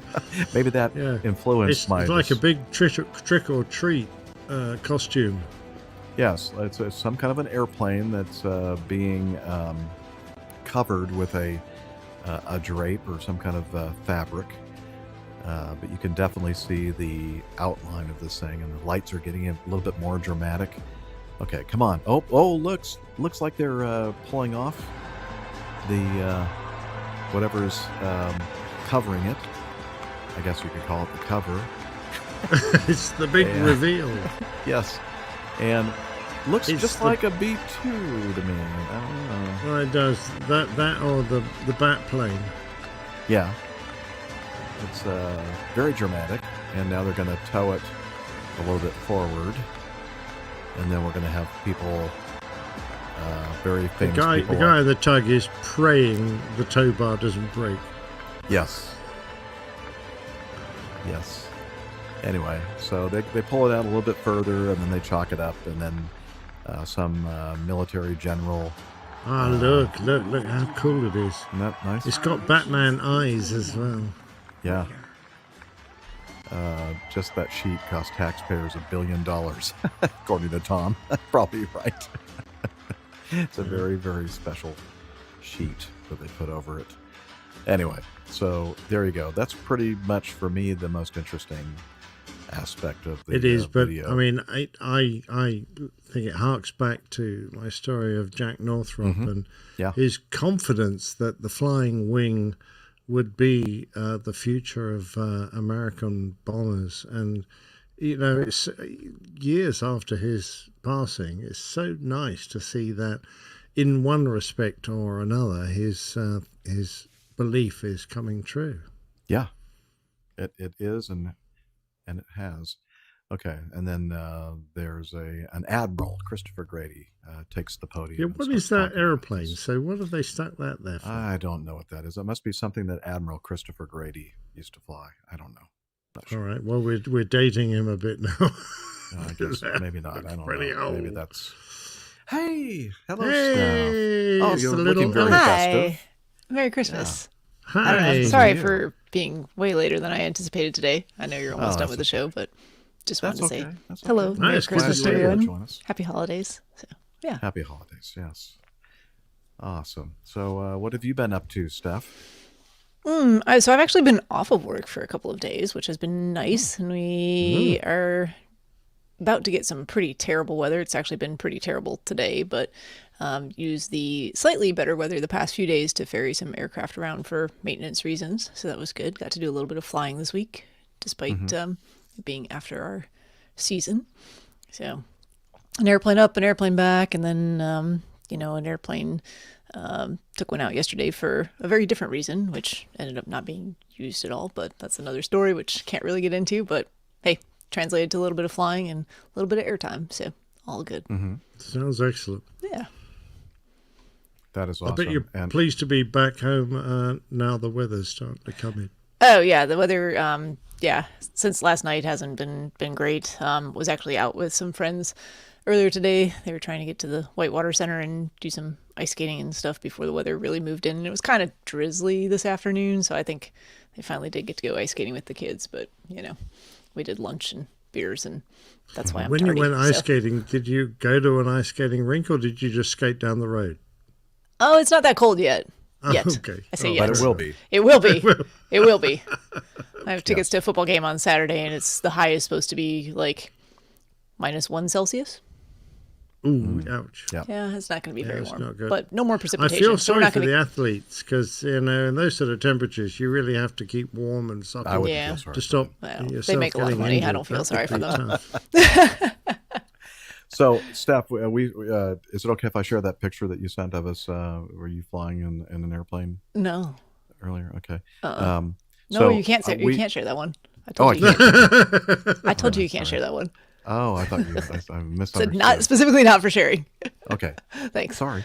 Where Okay. did you say that? Oh, like with the caption on it. Oh, see, I never read those things. I know. So that's My fine. bad. Anyway, my hair was looking very terrible. So if anyone Yeah, I saw was just that going to say momentarily. you were facing the wrong direction if you're supposed Yeah, no, to be. that's there's a lot of reasons not to share that one. Thank you. Okay. Stop Never talking. mind. Sorry. Aren't you glad you came and joined us today? You have to cut all that out. Yeah. Well, none of this will be in the audio. Yeah. Perfect. No, it won't. I know. It will not. I know. Okay. I'm sorry. That's okay. Anyway, anything else going? What are your plans for the next few days over Christmas Eve and Christmas? My plans are to do a lot of cleaning around the house. I have this whole pile of crap that sounds behind like me here fun. that needs to be sorted through, and I would like to get rid of a lot of things. So that's my Yeah. plans for Christmas. Yeah. Okay, that sounds really nice. It sounds exciting, doesn't it? Just like the Yeah. holiday movies. That looks a bit like my Christmas tree back there. Except the boxes are slightly better wrapped. Oh, that's just garbage. Mostly. Well, that's what we've got under our Christmas tree, but we try not to say that. Oh, yeah. Gifts. We call them gifts, not garbage. Yes, exactly. Yes. Okay. Well, I think that we can probably knock out like one or two more pieces of feedback. What do you think, Liz? Yeah, she says. Yeah, whatever. Okay. Trying to get to the Evernote. And here it is. Okay. This is from Robert in Tucker, Georgia. Not Robert Tucker in Georgia. Which number is this, by the way? I'm sorry. This is number 16. I'm sorry. 16. Okay, thanks. Okay, so Facebook served this post up to me today, so I thought I would share to see if there's any truth to it. And I think we have. Are you showing that on the video? Yeah, you are. Okay, so in this Facebook post from Brown County Watchdog, kaboom! 5 minutes ago. 101. Here's the offender, a private aircraft, I think, but I'm not sure that sonic boom was illegal under FAA regulations. He was doing 675 knots, plus or minus, I guess, ground speed. It took me a minute to get a screenshot. Update, I tried to call the federal government, i.e. the FAA. I can walk into the White House easier than getting the FAA on the phone. Laugh out loud.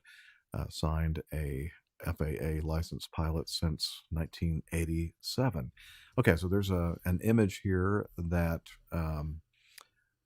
this person captured of a jet, and it is from ADSB Exchange, And November 620 Alpha X-Ray is the registration on it. It's a Dassault Mirage F1 from Airborne Tactical Advantage Company, LLC. So ATCO or ATAC, I guess that's they did a clever thing with the name of the company, Airborne Tactical Advantage Company, ATAC. And this is type description L1J. Now, is that a different type of airplane? It says it's a Dassault Mirage. Yeah, I fighter. believe it is. I looked at the registration, and it is Dassault Mirage, I think F1C or something. Mm-hmm. So it's one of these aircraft that have been bought by, private contractors that do work for the military, either the Navy or the Air Force, as an opposition force, an aggressor force. And this is just one of the variety of aircraft they have. Okay. So, yeah, I think it's real. It really happened. And they probably got a little bit faster than they intended to. Yeah, it's a Mach 2.2 capable airplane, the Mirage F1. So it is quick. I don't know if they've got authorization to go supersonic over land. Probably not. Probably not. But if you did it, it's quite easy to, because these airplanes are designed to go there, and when you go supersonic, it's just a number on the HUD, or on the to the Mach people meter in the airplane. Yeah, it you doesn't don't make really, they're like, you that's don't really fine. notice. Seems fine. Yeah, Yeah, you don't notice it so easily in the airplane. Yeah. Okay. Tom Sylvia says there's a Wikipedia link for that company if you want to check that out. Okay. Give us a link, Tom. I wonder what probably. the best way to get in touch with the FAA actually is. Calling would not be a good way to do it. No, you do a pilot deviation, and then they have no trouble getting in touch with you. No trouble getting in touch you. with you, but the other way around. They give you the number. Are you ready to copy? Yeah, exactly. That's not the best. They always answer it. Yeah, right, Steph. Yeah. I can't write down. I can't write anything down. I'm flying. Come on.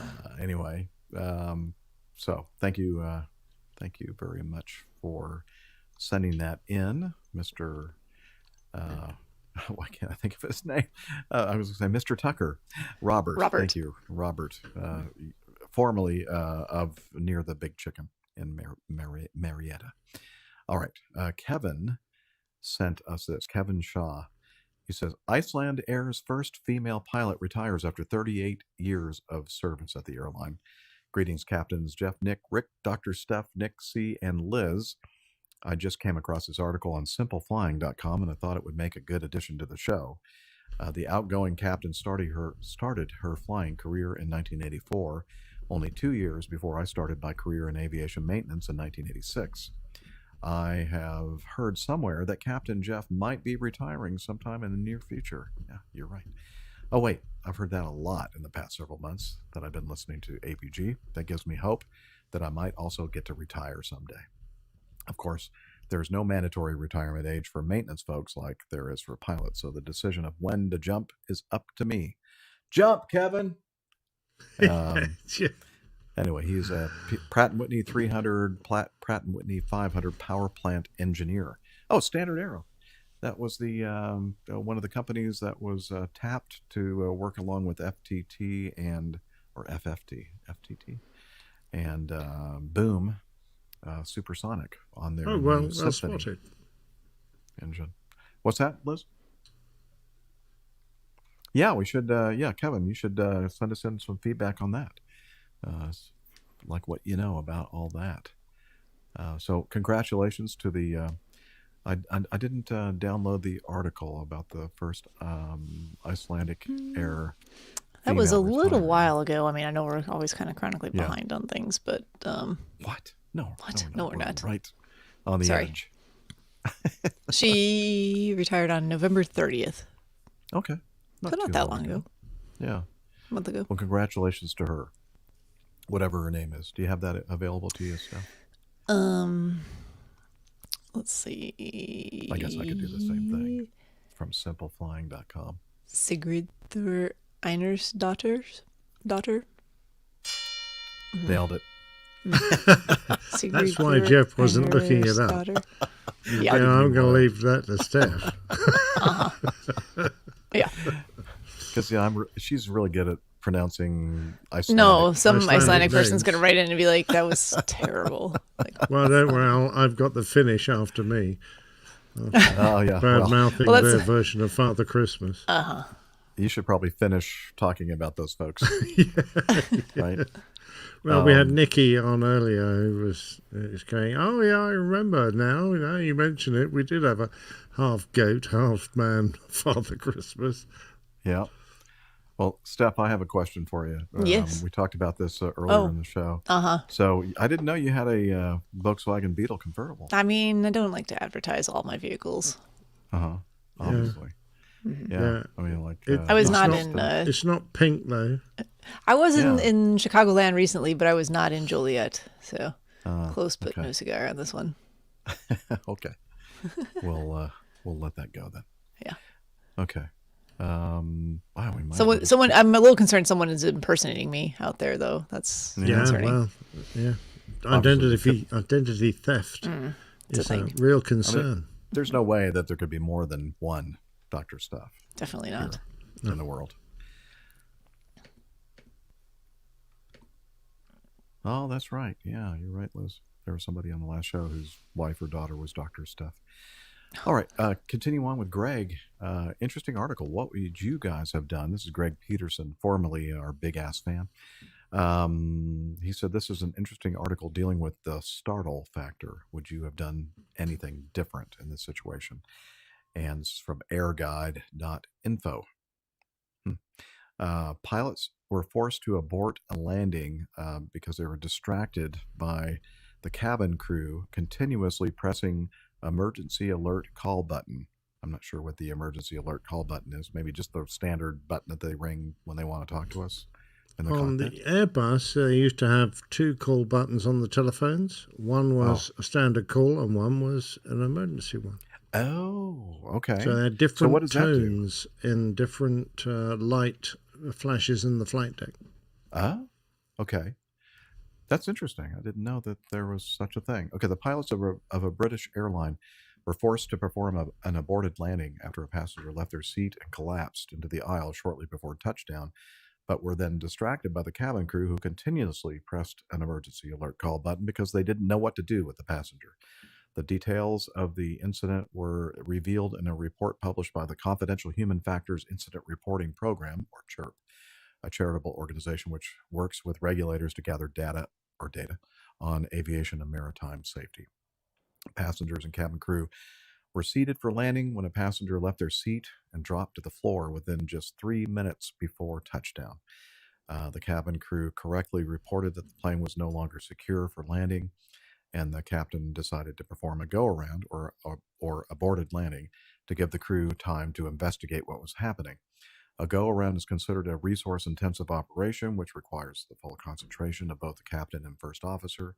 As a result, it's not unusual for a go-around to be accompanied by several minutes or longer of waiting to receive an update from the pilots.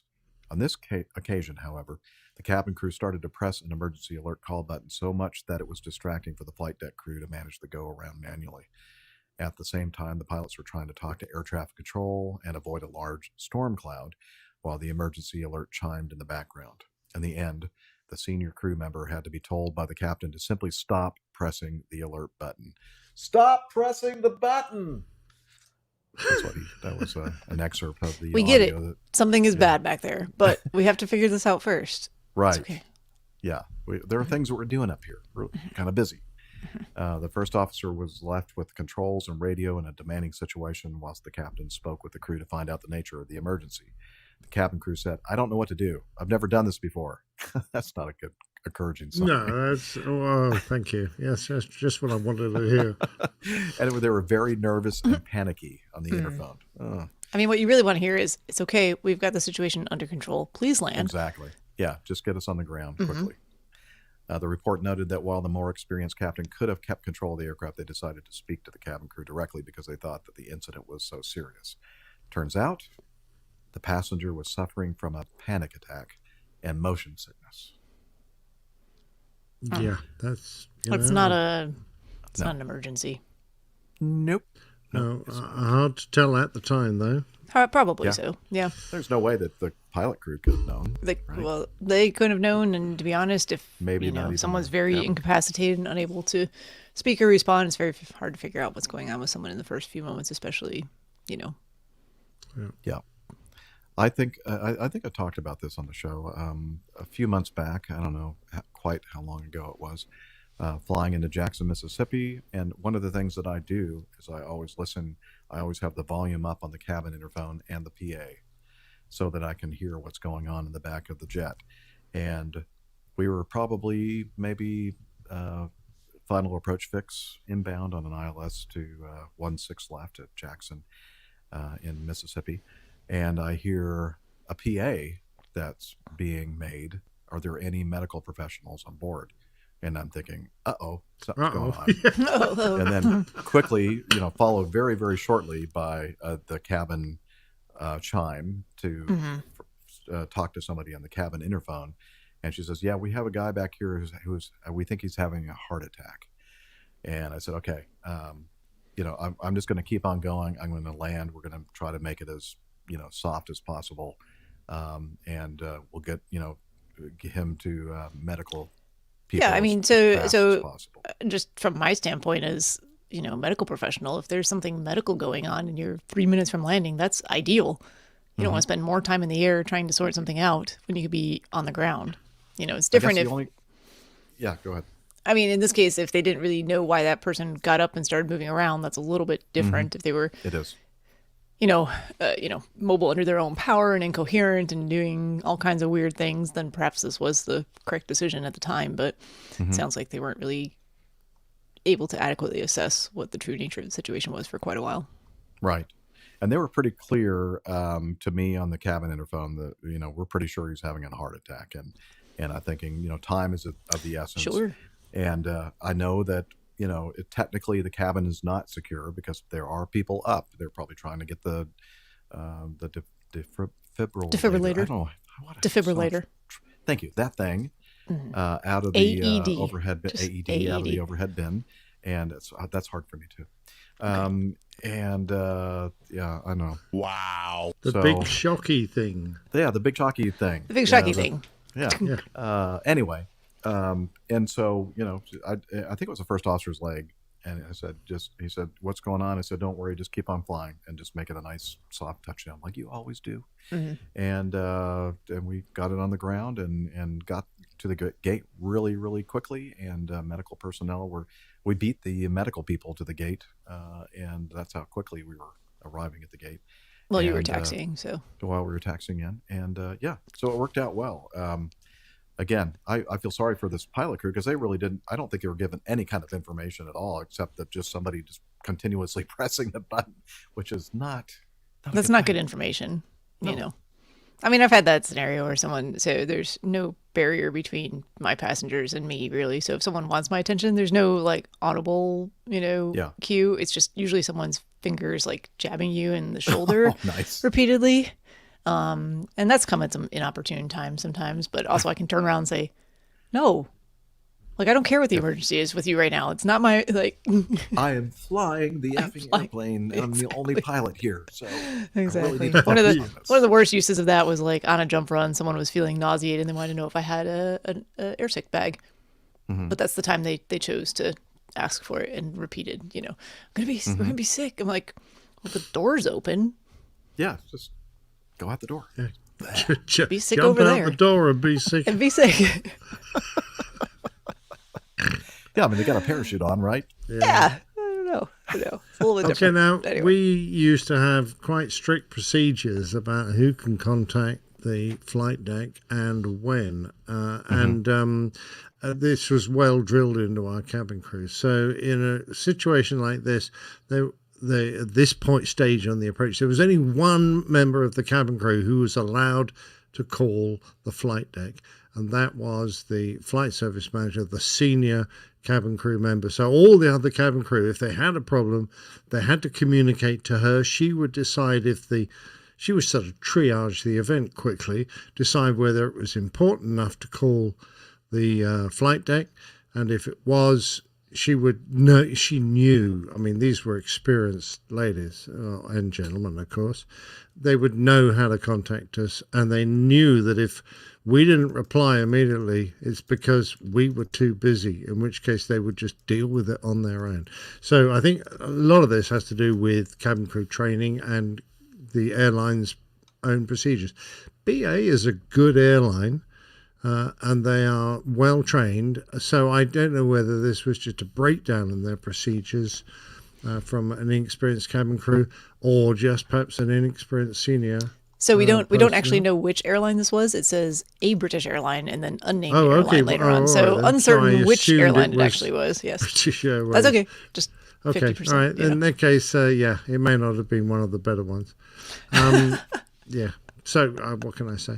The other thing is I'm assuming this was an Airbus. It didn't necessarily say it was, but the cabin alert on the flight deck of the Airbus is annoyingly loud and long for what it is. I mean, it's a telephone call from the cabin crew. This is not an engine fire, so it doesn't need to compete with the engine fire gongs that go off, alarm that go off, or the major emergency, but it certainly does.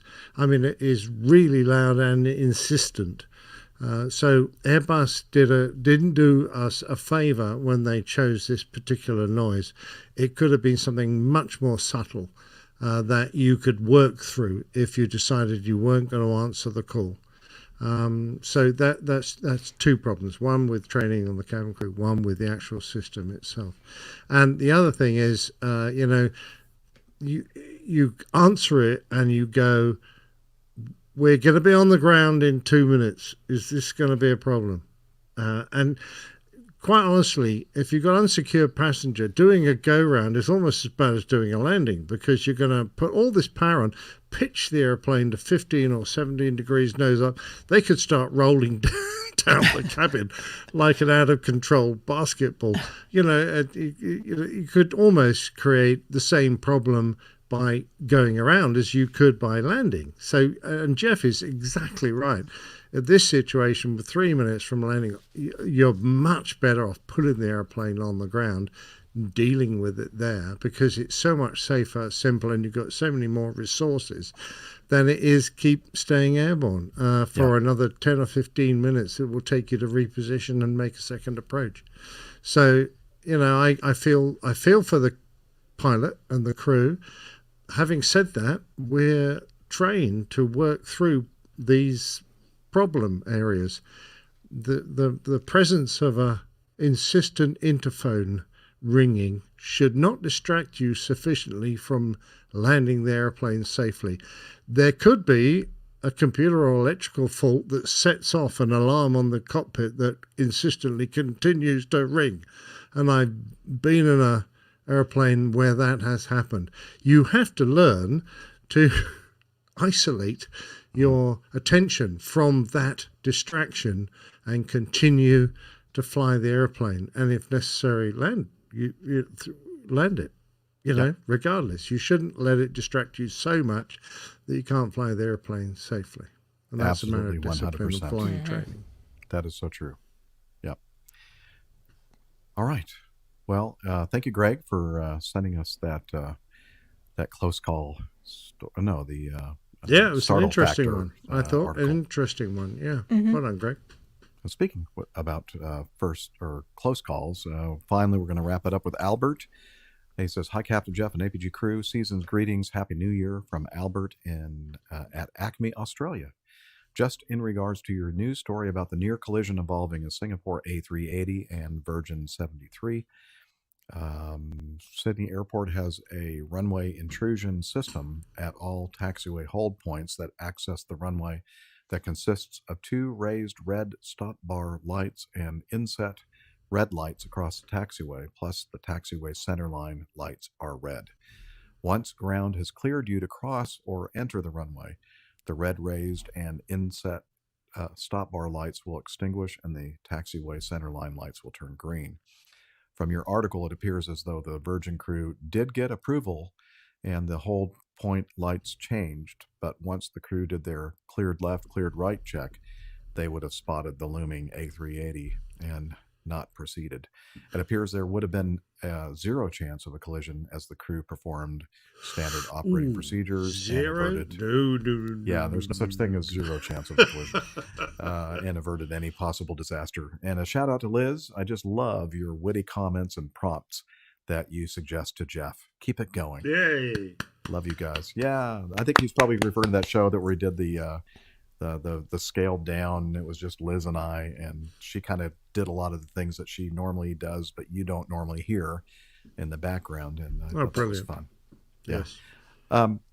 So the only thing, Albert, that I'm questioning is that system that you're talking about. It sounds like it's not an autonomous system like the runway status indicator lighting system that are installed at like Charlotte Airport and some other big airports around our country here in the U.S., where they don't. It sounds to me almost like they give clearance and then they hit some kind of a switch to extinguish these lights. I don't know. I could be wrong about that. Yeah, it's not an automated thing. It's a manual control, perhaps.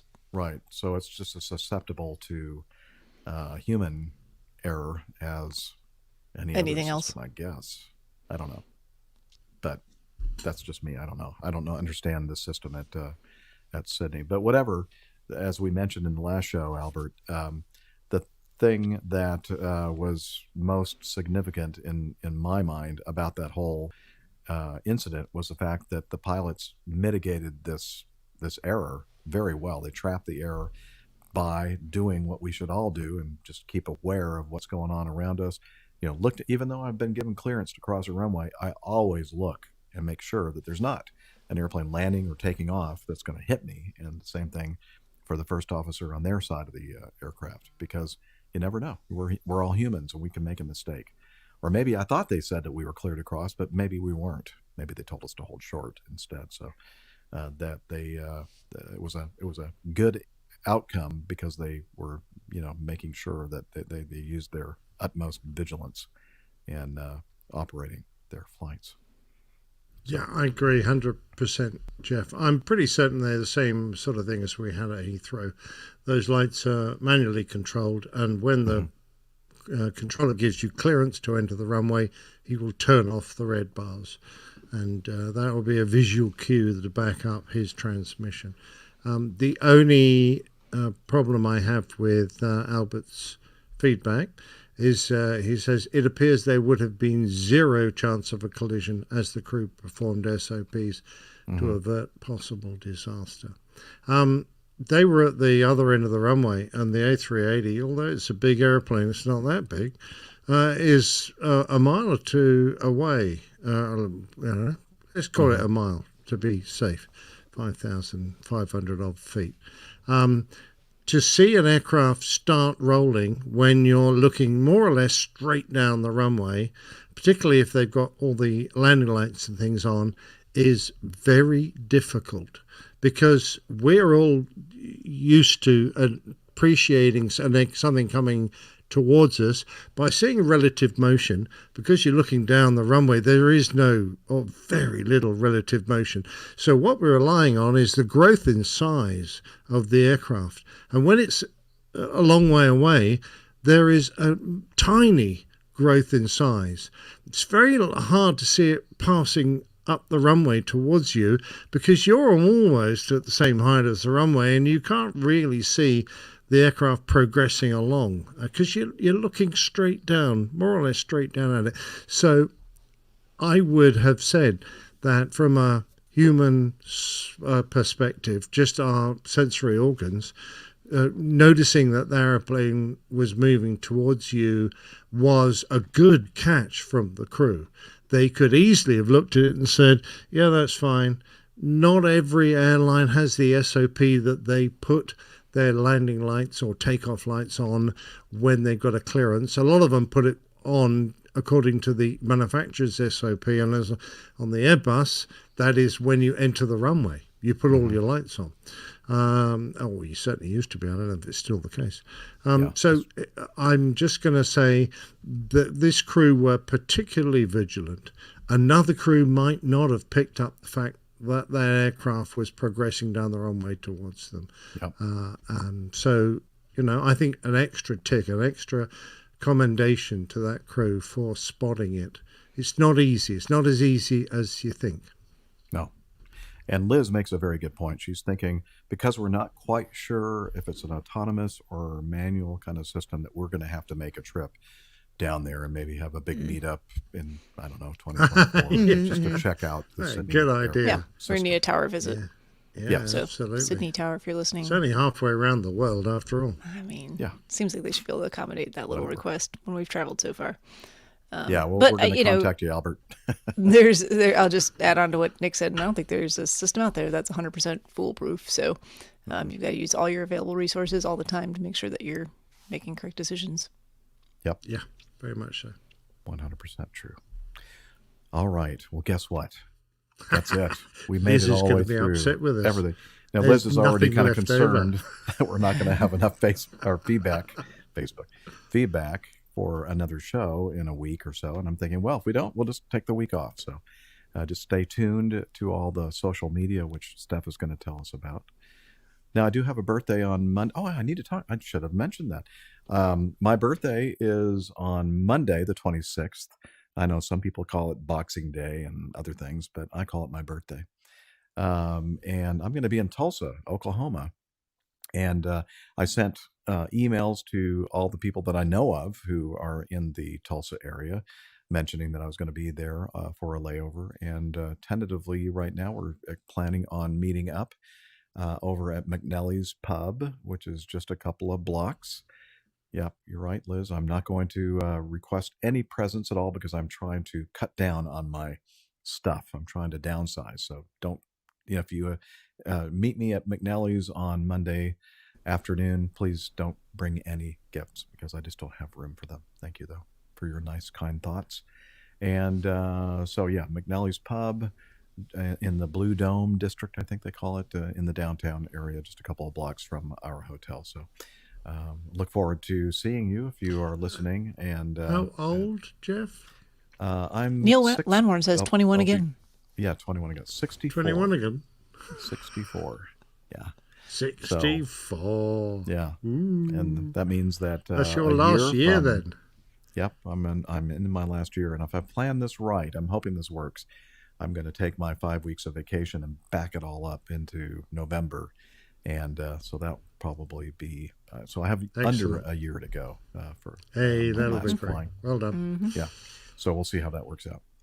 Anyway, so thank you for reminding me of that, Liz, and let's go ahead and wrap up the show by pointing everybody to airlinepilotguy.com. It's a great website, lots of good stuff there to learn more about the crew and the community and the plane tales, and we even have a APG library for those people that like to read books and stuff. And we have so much more. Please check it out, airlinepilotguy.com. And we're also on the social medias.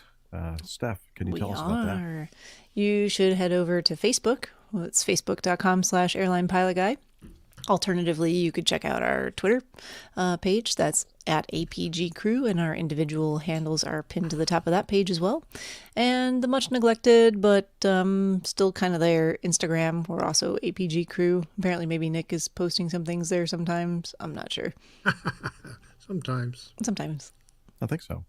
Maybe. There you have it. And, if you really want to be involved, we can do one better.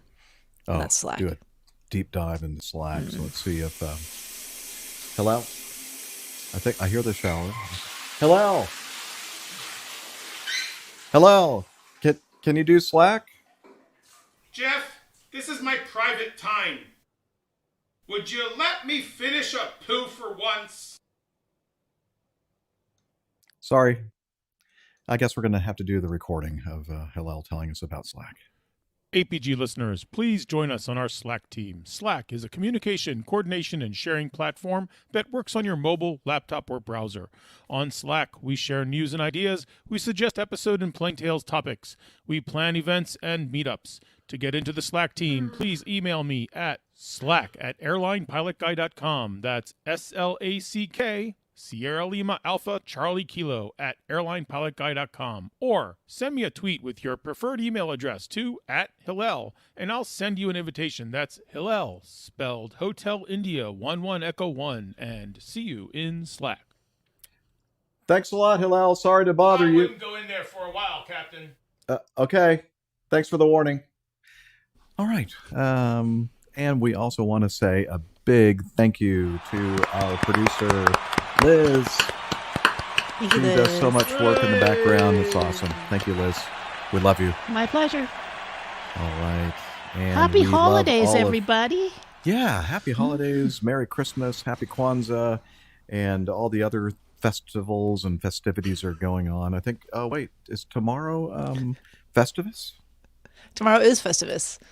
Oh, look, Right. I've got a lot of grievances I'd like to air. Oh, I bet you probably do. Well, I hope that not too many are aimed at me. And with that, wishing you all just a happy holiday season.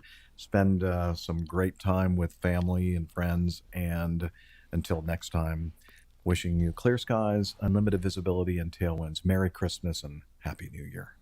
Cheers, y'all. Adios, mon ami. Bye, everyone. See you next year. Maybe. All right. Maybe not.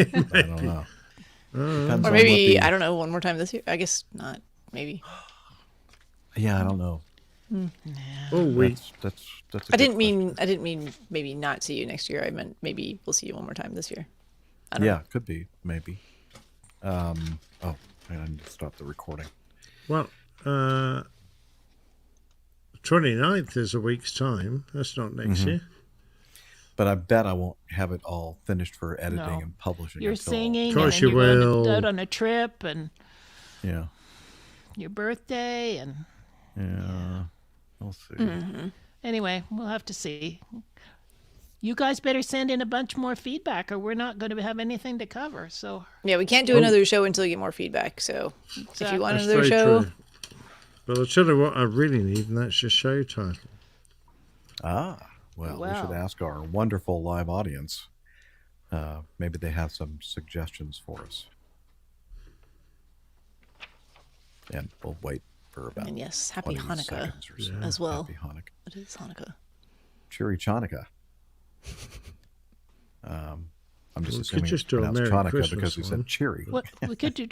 The only one I had was drinking in the cockpit. You know, we had the sippy cup, Oh, the sippy cup. drinking in the Okay. cockpit. Yeah.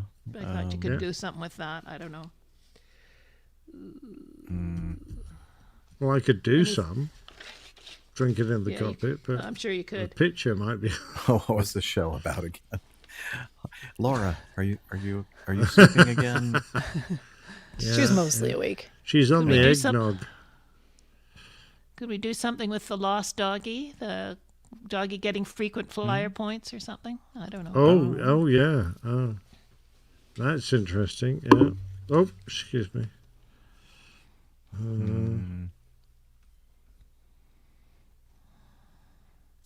That's about all I have, I think.